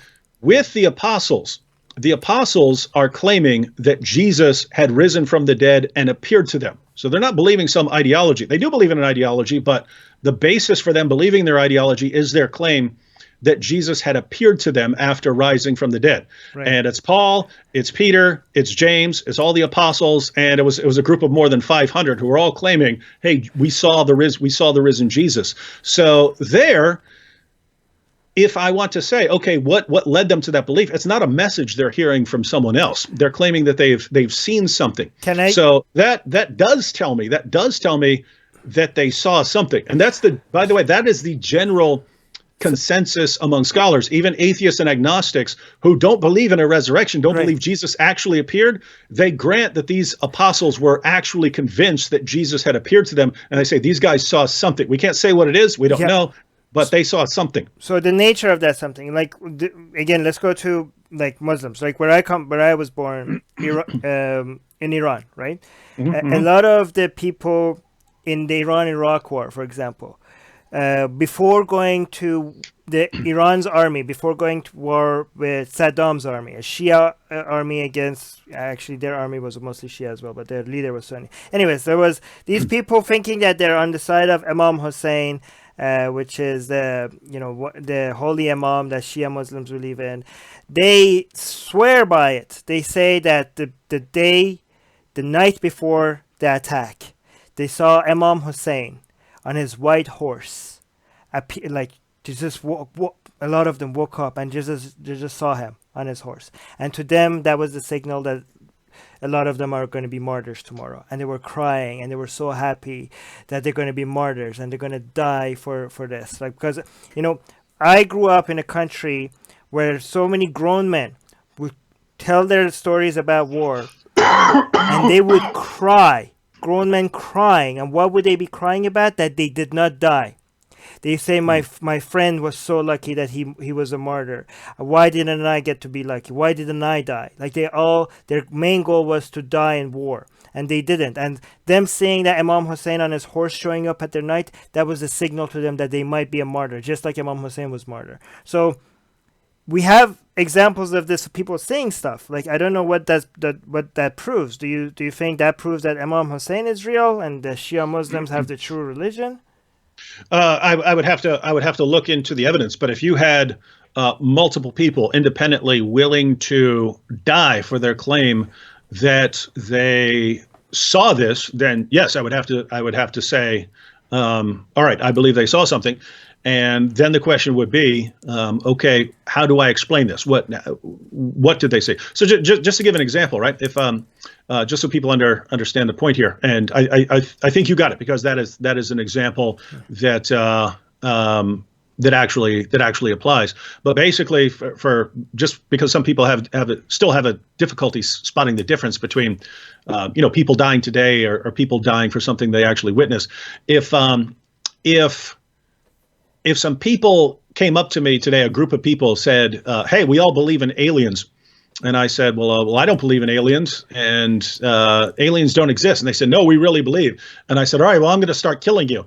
And I start killing them, and they all say, no, we still believe that aliens exist. And I say, why? And they believe, well, it's got to be life in other places in the universe and so on. And, we saw some movies and stuff like that. That wouldn't tell me that what they believe is true. And it wouldn't tell me that I need to explain away what they're claiming, because I would just say, okay, I understand how they came to that belief. That doesn't tell me that what they're claiming is true. But if we're talking about 20 people and they come up to me and they say, we believe in aliens, and I say, no, aliens don't exist, that's ridiculous, and I start killing them and I start asking them, why they believe. They say, we were sucked up into the mothership and we're all up there and they had us strapped to these tables and they're probing us and stuff. And we're all there and we're looking around. We all saw this and so on. And I start killing these guys and they're willing to just die for their claim that they were sucked up into this mothership. Right. Well, I'm going to have to say, okay, I have to explain this, because this isn't just them. We have an example like that. We have Heaven's Gate, right? You know Heaven's Gate? There was a cult in 1974. They all not really. They all committed mass suicide so that they could get on the UFO. Yeah, but they believe that based on the preaching of that Applewhite dude. So that's a perfect example of the former, right? People can be willing to die something and willing to kill themselves over their belief, but you ask them, where did you get this belief? Well, this guy's really persuasive in what he's telling us. So there I would look and I would say, guys, you being willing to die is no evidence that what you believe is true. Right. But if their claim had been, no, the reason we believe that this comet is coming and so on, that the spaceship is coming with this comet is that we've been there before, I would say, okay, now I've got something that I need to explain. How did all these people come to conclude that they had actually been on an alien spacecraft? Are you actually saying that you don't see it possible for people to see something that is not there and being so convinced by it that they're willing to die for it? Like, are you saying that's impossible for that to happen? No. Okay. I'm saying once, here's the thing.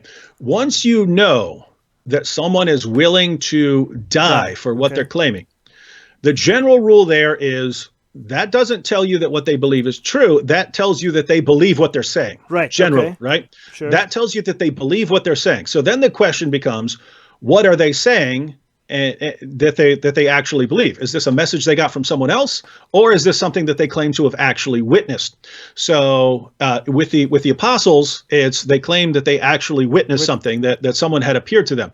After that, you have to say, okay, so they all believe that they have witnessed a man risen from the dead who is appearing to them. The question then becomes, how do I explain that? What is there? Why can't it be hallucination?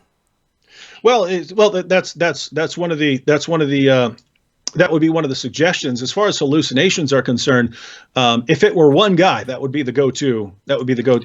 If only Peter had said that Jesus appeared to them, some sort of grief hallucination or something would probably be the go-to hallucination. Right. But when it's a variety of people, and not just friends but foes, because James didn't believe in Jesus when Jesus was walking around and doing things in Galilee, and Paul was an enemy of the early church, and yet those guys, along with the original apostles, all said that Jesus appeared to them. So hallucinations generally aren't going to account for that, because now you need mass hallucinations to both friends and foes in a variety of different situations. Okay, but how many people hallucinate? Because I keep hearing the number 500, right? Is that what they...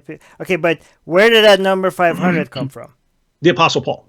Yeah, so somebody is alleging that 500 people saw something. There's no... We don't have 500 people, 500 different people telling us that they saw something. We have one person saying 500 people saw something. So it just basically come to just one person again, right? No.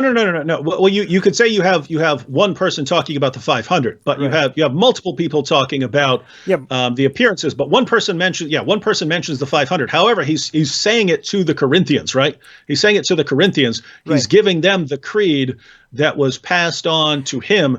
Again, this is a guy who was willing to... My point is that there is no actual evidence that 500 people saw Jesus. All of us are just relying on just trusting this guy. Well, that would two things. One, you don't actually need the 500, because you've got Peter, Paul, James, the other apostles, and so on. So you can build it. You can build it on that case. As far as the 500, Paul is talking to the church in Corinth. We know that Paul was willing to die for what he believed in. So he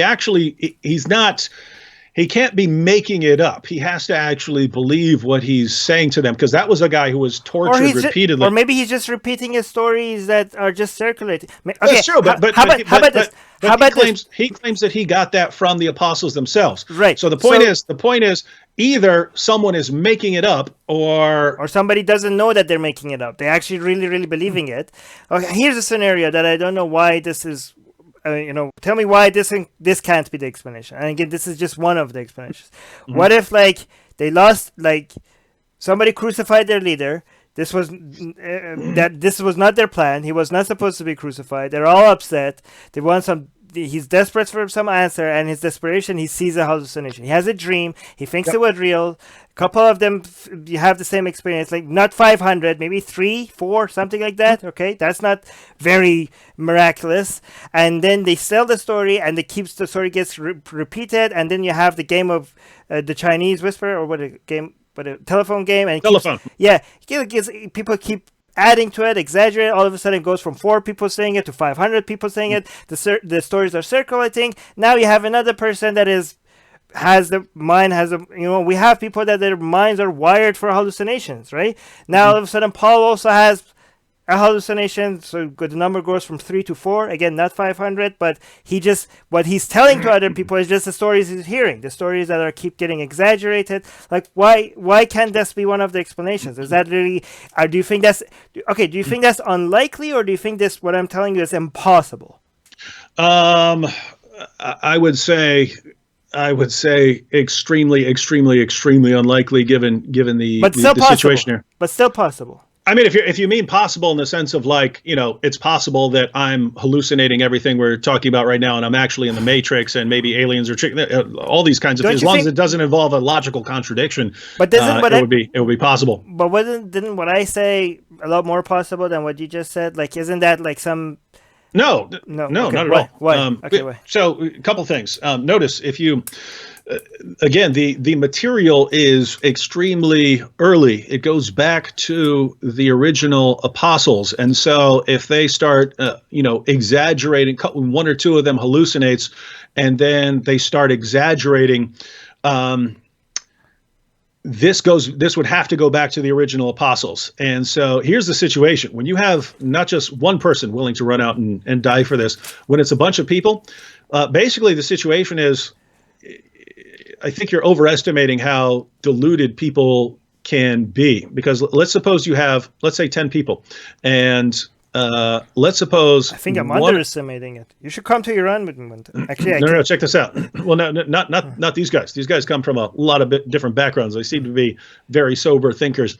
But let's suppose, it was just one or two people and they had some sort of hallucination. Guess what? A hallucination would not have produced belief in Jesus' resurrection. The Jews had no problem with someone appearing to them or something like that in a dream or something. They didn't have problem with that. They would have never concluded resurrection. Resurrection means your body is actually restored to physical life. They had no problem with appearances and things like that. So they would have concluded like ghost or something like that, and they wouldn't have had a tremendous problem with that. The resurrection, according to Jewish belief, didn't happen until the end, like the judgment. Yeah, but resurrection stories were not unheard of back then. Like, these are common stories. It's not like, if you mention a resurrection story to somebody, people will be like, "What are you talking about? I've never heard that." Like, the Persians had these stories, the Romans had these. Among the Jews, but the Jews didn't live in a bubble. The Jews didn't believe in a resurrection until like the end time, the judgment. So if they see some appearance or something like that, or hallucination, they're going to conclude, well, they might even conclude, hey, Jesus appeared to me, something like that. But it's not. The resurrection's a completely different category. But you're assuming people don't borrow ideas from other societies and cultures and religions, and they always do. They always do. The first century Jews were absolutely horrified by the beliefs of the surrounding cultures. They had utter contempt for them. Yeah, but you're talking about notice, even then. Let's suppose you have one of the apostles who's really weird and he absorbs some belief. Why? It's perfectly, if he saw some appearance or something like that, it is perfectly consistent with his Jewish belief to say, wow, God allowed Jesus to appear to me, to comfort me after his death, to let me know he's actually okay and that everything is fine. That would have been perfectly in line with their beliefs. The fact that they're running around saying resurrection means that something had happened, that his physical body had been restored. So that's one kind of issue. Two, suppose a couple of them had hallucinated, right? And suppose they worked themselves up into a frenzy, and then this number gets exaggerated until it's 500, and the original apostles are preaching that this 500. Somehow they exaggerated it in their minds or something like that. Well, when these guys are going around and they're preaching that Jesus died on the cross and rose from the dead,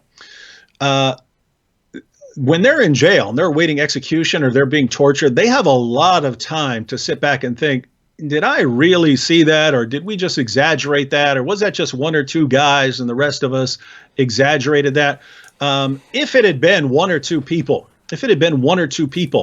who had the level of conviction that they're willing to go to their deaths, I think you'd have a case. But when across the board, their confidence, they for the next several decades, until they're put to death. Right. They have this complete confidence.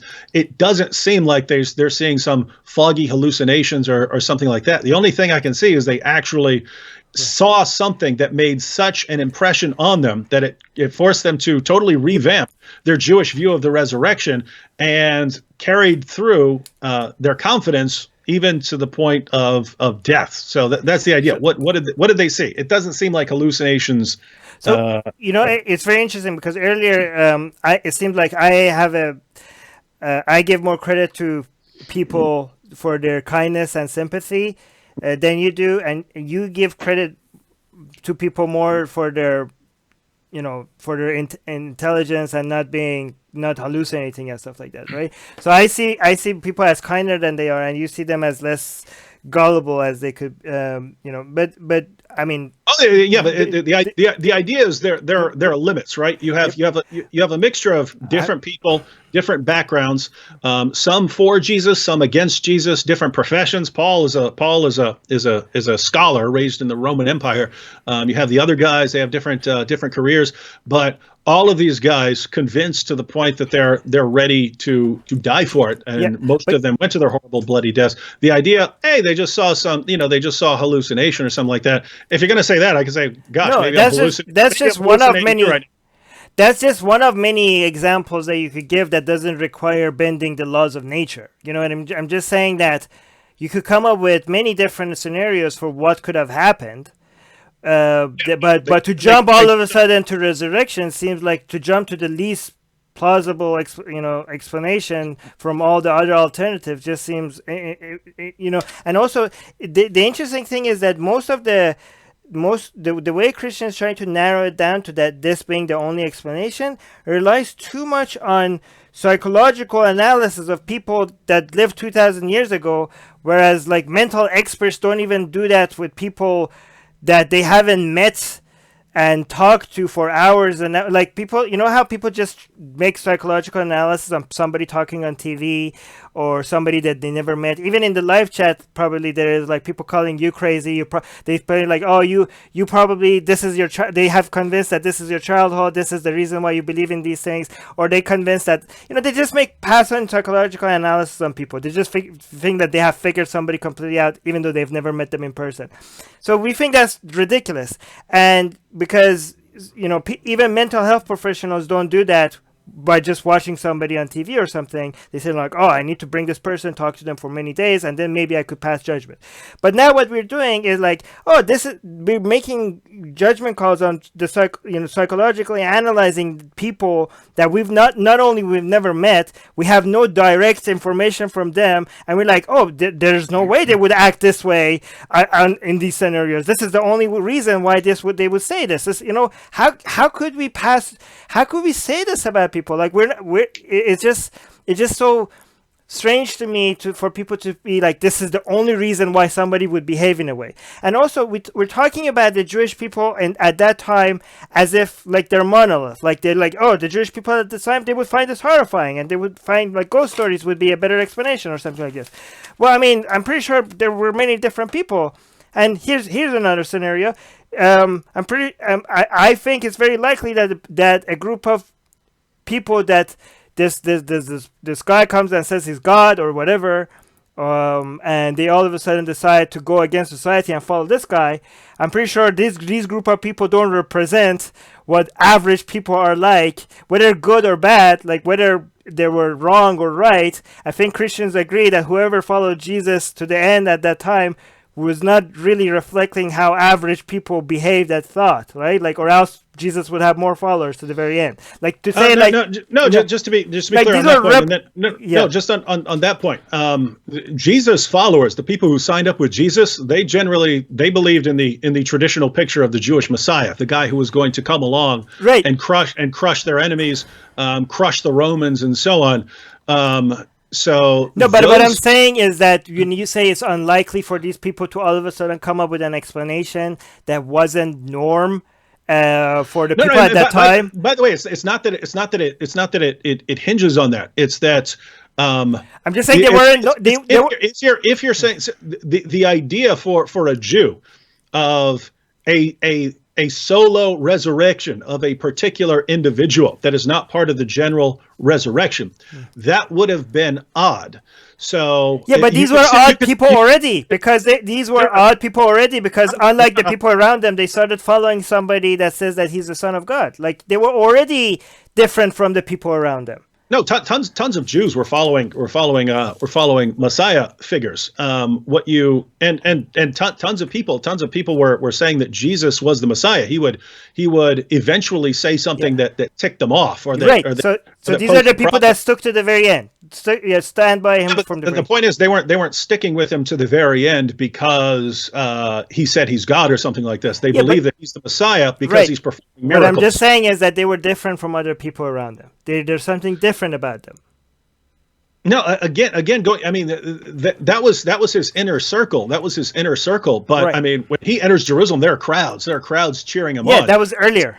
For most people, not on his resurrection day, he didn't have that many people, following him. Yeah. Right. But the idea is, other people start realizing. So all these Jews have their picture of the Messiah. The Messiah is going to come along. He's going to conquer all our enemies. And once people start thinking, oh, this guy isn't doing what we're expecting him to do, then they start jumping off board. The disciples were just the ones that were, no, we still believe he's going to do this. And up until his death, that's what they were convinced. When they're going up to Jerusalem, they think he's going up there to crush the Romans and take over the city and take over the religious leaders and so on. And so when he dies, that's just shattered. But guess what? I mentioned that other people followed other messiahs.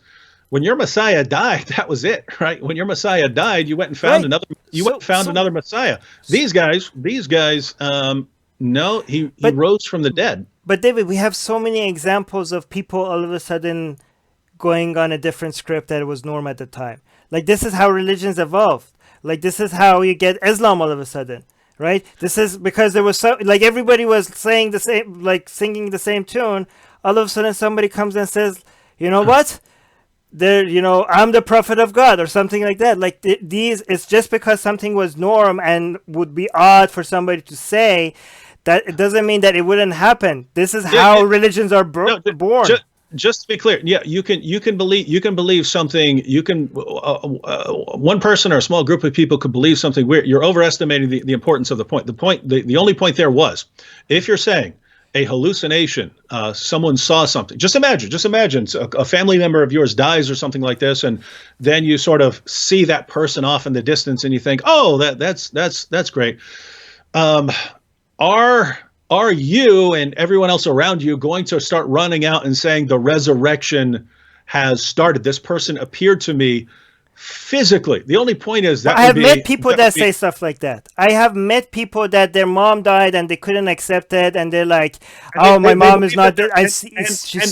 And do they believe that their mom physically rose from the dead? And the mom is now embodied? Yes, I've seen people like that. Okay, wait. Yeah. So people who saw a vision and they believe that their mom is actually walking around now and is like a zombie or something? They refuse to accept that the death even occurred, right? That she's walking, she's cooking food right now. Oh, my mom is in the kitchen, she's cooking food. Doesn't that smell amazing? Because they couldn't psychologically accept that she's dead. Like, I've seen that happen. I've also seen an Arab Muslim if you're talking about something like that, here you would again. It's going to come down to numbers. Paul is not in any sort of situation to think that. You know what I mean? But how could you say what situation he was in? Like, he was. We don't know. I really find it difficult. We don't know what kind of a person. Like, we don't know who these people were. I've met all kinds of people who believe that a dead loved one appeared to them and so on. It usually lasts a few seconds and so on. I've never heard of anyone saying, "Oh, this means that my mother has actually physically risen from the dead." You're saying they pointed out that they didn't believe that she actually. No, so we had a funeral. Everybody knew she was dying, but these people could not. It did not. They refused that. It just did not register. They couldn't refuse to accept that his mom is dead, and he's saying, like, I can smell the food. She's in the kitchen. She's bringing us food soon. And the reason why this thing ends at some point is because people. Why didn't that end up as a religion? Exactly what I was gonna start. We were gonna say next. Let's say he lived in among people that knew that this guy was like need support, need that this is not happening, that we need to just like give him some time, talk to some people. Eventually, he will see things that this is not true, right? But imagine if he was around people that believed him and kept on encouraging it, and also they started like building on it, right? So first, let's say it started with a delusion, like just said like my mom is not dead, she's in the kitchen, I could smell the food being made, and there was nobody was cooking anything, and the guy could actually smell the food, right? But then like, yes, she is in the kitchen. I just like if I went to him, like, yes, she is there. I just talked to him, and people like they actually bring food. Like, oh look, she made us food. Let's all hold hands and thank her. And it would just keep going. And then maybe then he would never let go. Maybe it keeps getting bigger and bigger and bigger. That the idea that she's never died. Like I'm just saying, given the environment that those people were in, things like this could turn into a religion, and most of the time they actually die. Most of the time they die as a cult. Some cults survive and turn into a world religion. Some cults die early because your delusion wasn't popular enough. Not enough people talked about it. Nobody came and started writing letters about it to different churches around the. You didn't have a good PR director or something like that, right? So here's what you need for this to actually be parallel. So let's suppose you have your friend and her mother dies, and her mother is known during her lifetime as a miracle worker who's making a lot of claims that a normal person shouldn't be making. Then people get angry about these claims that she's making and put her to death, and then your friend becomes convinced that that her mom has risen from the dead physically, and so she starts actually saying physical resurrection. Now, the evidence that we end up getting is not, hey, this one person became convinced of this or something like that. The evidence that we get is that a number of people, at least, let's say 15 to 16. I'm putting the numbers together. If we ignore the 500, at least 15 or 16 people, including both friends and foes, all say they witnessed this woman in her resurrected state, that she had appeared to them in multiple situations on a variety of occasions, and they're all willing to die for it. And you start putting these witnesses to death, and they're saying, nope, you can torture us, you can do whatever you want, but we're not backing down.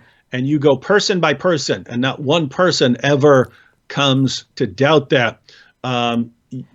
In that situation, if that were actually the evidence, I would say, all right, I believe we have a resurrection here. Even if it's people telling you, and like you don't even know if any of that is true, it's just somebody's just telling you these things, like somebody saying, like you don't even have access to the people that are claiming this. Somebody is telling you that some other people claim this.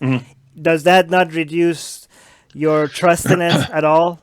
Well, if you, I mean, again, we have multiple sources on the belief. So you've got Paul, you've got the Gospels, you have the next generation, people like Polycarp and Clement, who knew the disciples. So we know what these guys. A lot of these other sources are many years after. Like the Paul ones are close to the alleged date of the death, but a lot of these were not like even written in Greek. By many people. If you're talking about people like Clement and Polycarp and so on, these were guys who knew the apostles, so they know what the apostles are preaching. It doesn't matter. It doesn't matter if they're writing 40 years later. These are guys who knew them. And these are guys who are going to these are guys who are being martyred for their claims. So seems like they would have done their homework. So I guess we both made our point. But even if you don't agree with me, do you see why somebody like me seems like, looks at this and doesn't seem, it doesn't look like a mathematical formula that only gets you only one answer. Like it doesn't look like it seems like we're treating psychology as if it's like math or physics, that all these other things are absolutely there's no way that any of these other possibilities could be what happened. Everything else is completely eliminated.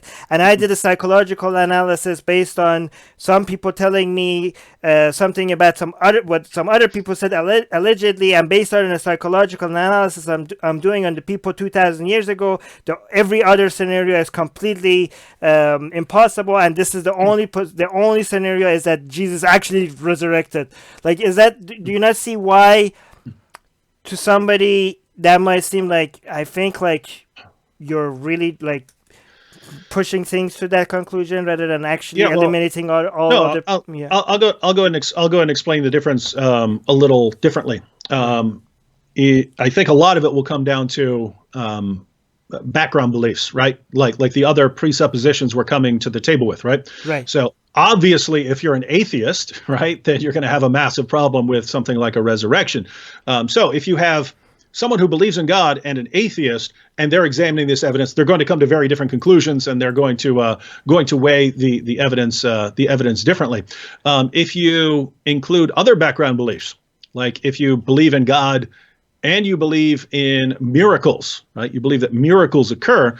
Well, then the belief in a resurrection isn't as implausible to you. If you also happen to believe that Jesus performed miracles during his life. I understand, but we are given the resurrection as a proof for God, not like believe in God, therefore resurrection happened. Like if that would make it circular, though. Like, do you see how that makes it circular? Like, okay, so if you believe in God, it doesn't have to be. Yes, you can examine the resurrection in a kind of vacuum. Just say, what is the status of this evidence? What I'm saying is that when we're examining some piece of evidence, other things we believe are going to affect our interpretation of the evidence. If someone comes up to if someone comes up to me and says, man, I just witnessed a miracle. If I don't believe in God and I'm a naturalist, I'm going to be more skeptical of that than if, let's say, I'm a Christian. If I'm a Christian, I can still be skeptical of it and thinking, I don't believe that. I'm going to need some good evidence.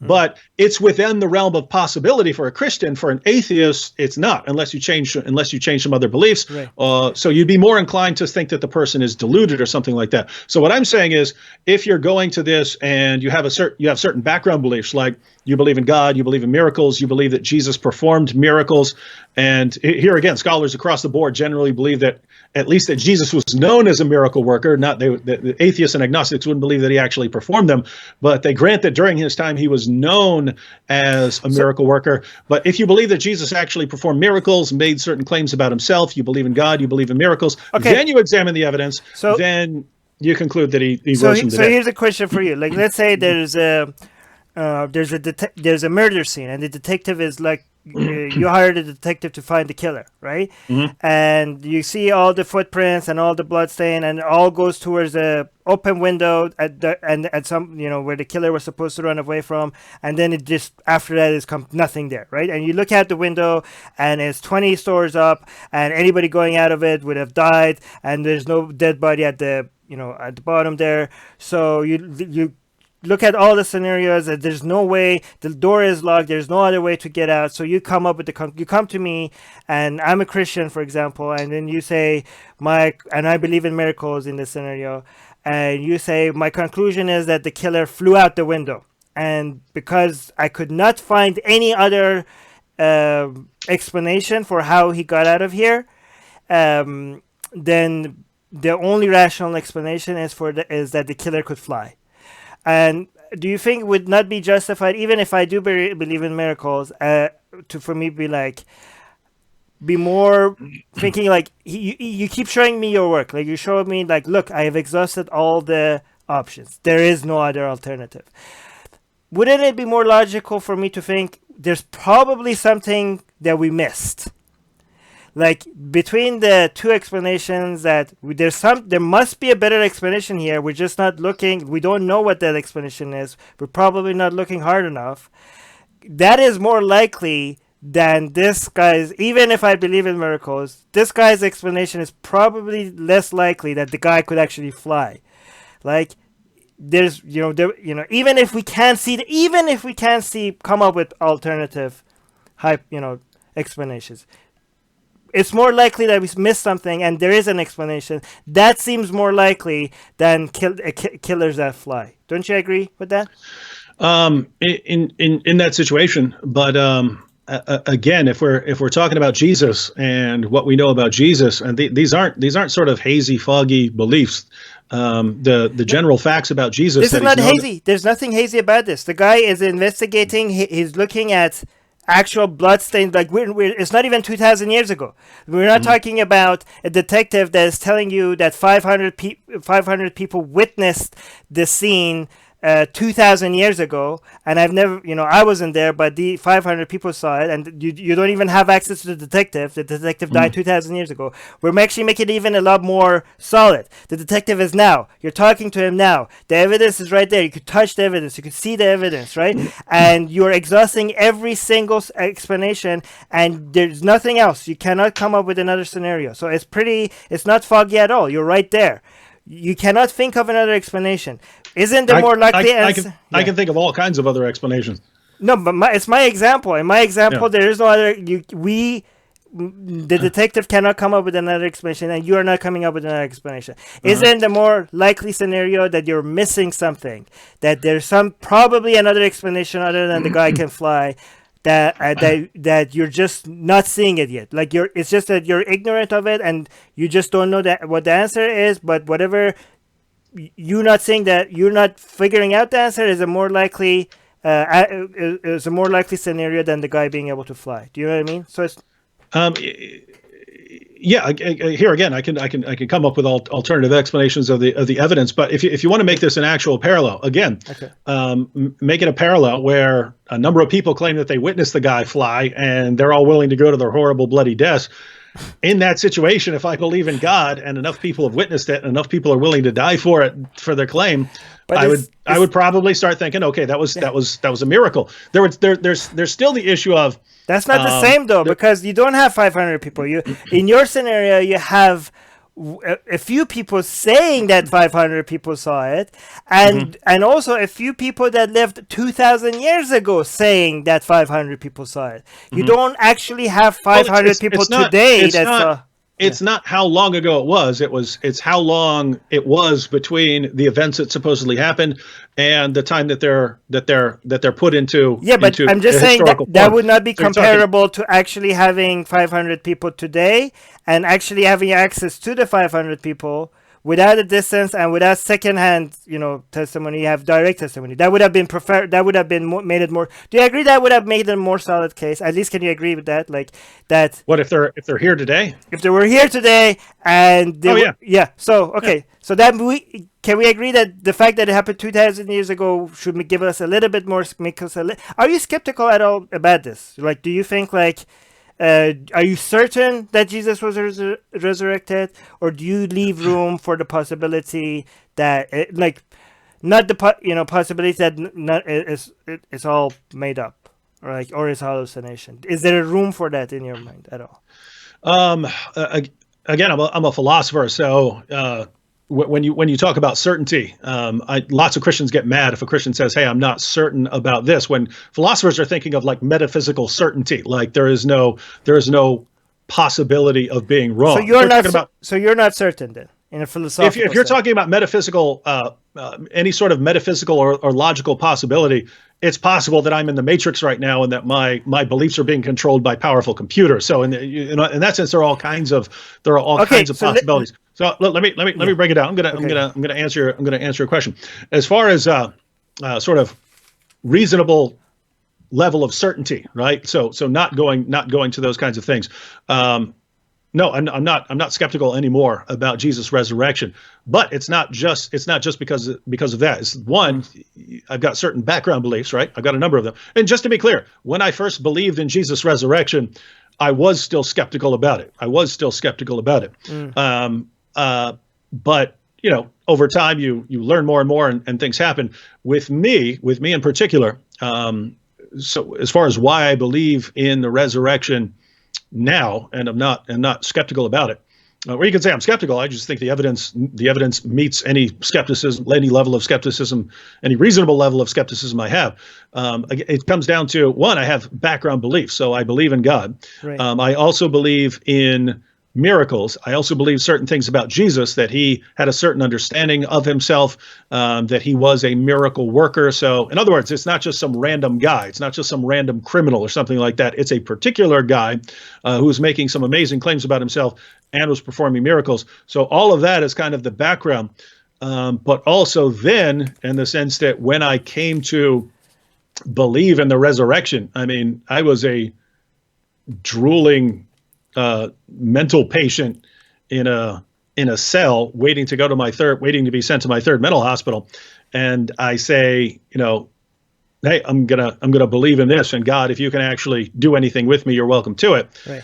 And then after that prayer, suddenly all kinds of things change, right? Like psychologically and so on. So it's basically, I mean, my life was a trajectory, right? It's like this, like more and more disastrous. And then a prayer based on me thinking, okay, God's existence is plausible, and this evidence for the resurrection is, it looks like that's where it is. Maybe there is some alternative explanation, but I'm talking about my situation there. Maybe there is some sort of alternative explanation, but as far as the evidence I have at hand right now, it looks like this is a miracle. The only thing that I can actually explain this with is a miracle. Based on that, let me pray to the God that Jesus talked about, and then prayed that, and then everything changes, right? So it's a combination of all of that to where I can be skeptical, but I'm just, why would I want to be skeptical of any of that? You know what I mean? Right. I'm going to move on to the next topic, but before I do, I just want to... We might need to wrap up, because I've actually got kids, and some of them are going to need to be going. My wife's at the hospital right now with one of our sons, so I have to actually wrap up. But I know you have another topic, but I'd be happy to do this again on a different night. Thank you, thank you. You're very kind and generous with your time.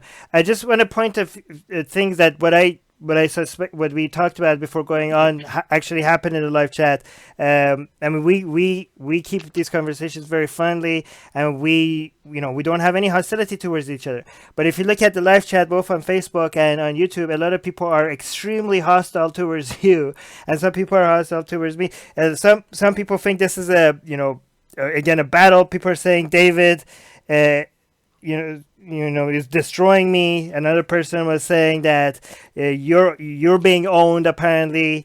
So again, notice what I'm talking about background beliefs. Right. If your background belief is atheism, right? I'm talking about the people in the chat now, not you and me. Right. If your background belief is atheism, most of what I'm saying is just complete babbling nonsense, right? You could say, okay, maybe he's thought through this more than some other people or something like that, right, but it's still all nonsense. Whereas if you're a Christian and you believe in the Bible and stuff like that, makes it saying stuff that you think is completely reasonable. Yeah, and the Christians in the live chat think I'm absolutely being ridiculous, and that you destroyed me, and some atheists in the live chat think I destroyed you. But I think they're missing the entire point. I think the main point is, like, look, we can have disagreements with each other, and it's just a disagreement, and we can still get along. I mean, the getting along part while we have this disagreement is more important to me than convincing each other of each other's point, right? I think that if we convince anybody of anything, that's just a side product. The main point is, like, look, we didn't change each other's opinion, but that doesn't matter, because we have passionate disagreements with each other, and we're still friends with each other. A lot of people are like, say, I'm pulling stuff out of my whatever. Some people are saying, again, I'm not swearing, because we have a lot of Christians on the show now, and I want them to feel welcome in Atheist Republic. I want them to stay. So I'm going to actually continue swearing less from our future videos. So these Christians that are very sensitive about swear words, I want them to continue to stay on Atheist Republic if they, right? Some people think I was being very, very annoying because I interrupted you. I tried to... No, I had no problem with that. No, most of the time we let each other, go to the point. But sometimes you kind of have to, because if I know you're going to make 3 points, or I'm gonna be talking for 6 or 7 minutes, and you want to respond to what I just said, sometimes you just have to. We're both fine with that, right? Yeah, I'm fine with that. We're both fine with that, ladies and gentlemen. We're both fine with jumping in for. Yeah, I tried. I noticed a couple of times I interrupted you while you were making point, and I stopped myself. So sorry if I did that too much. But other than that, I know you're busy. Sorry, again, you have to go, and I'm keeping you. But thank you. Very, very kind of you. You're sick, but you still came on the show, and you're very busy, and you didn't have to. And I'm very grateful for your time. So, and thank you to everybody in the live chat, especially the people that kept it civil and not personal, neither to me or to David. But even if you didn't, still appreciate you being here. Love you all, and hopefully stay on the channel. If you find the Atheist Republic's YouTube channel for the first time, stay on the channel and bring your disagreements to our channel. They're all welcome. All right, David, I'm going to stop streaming.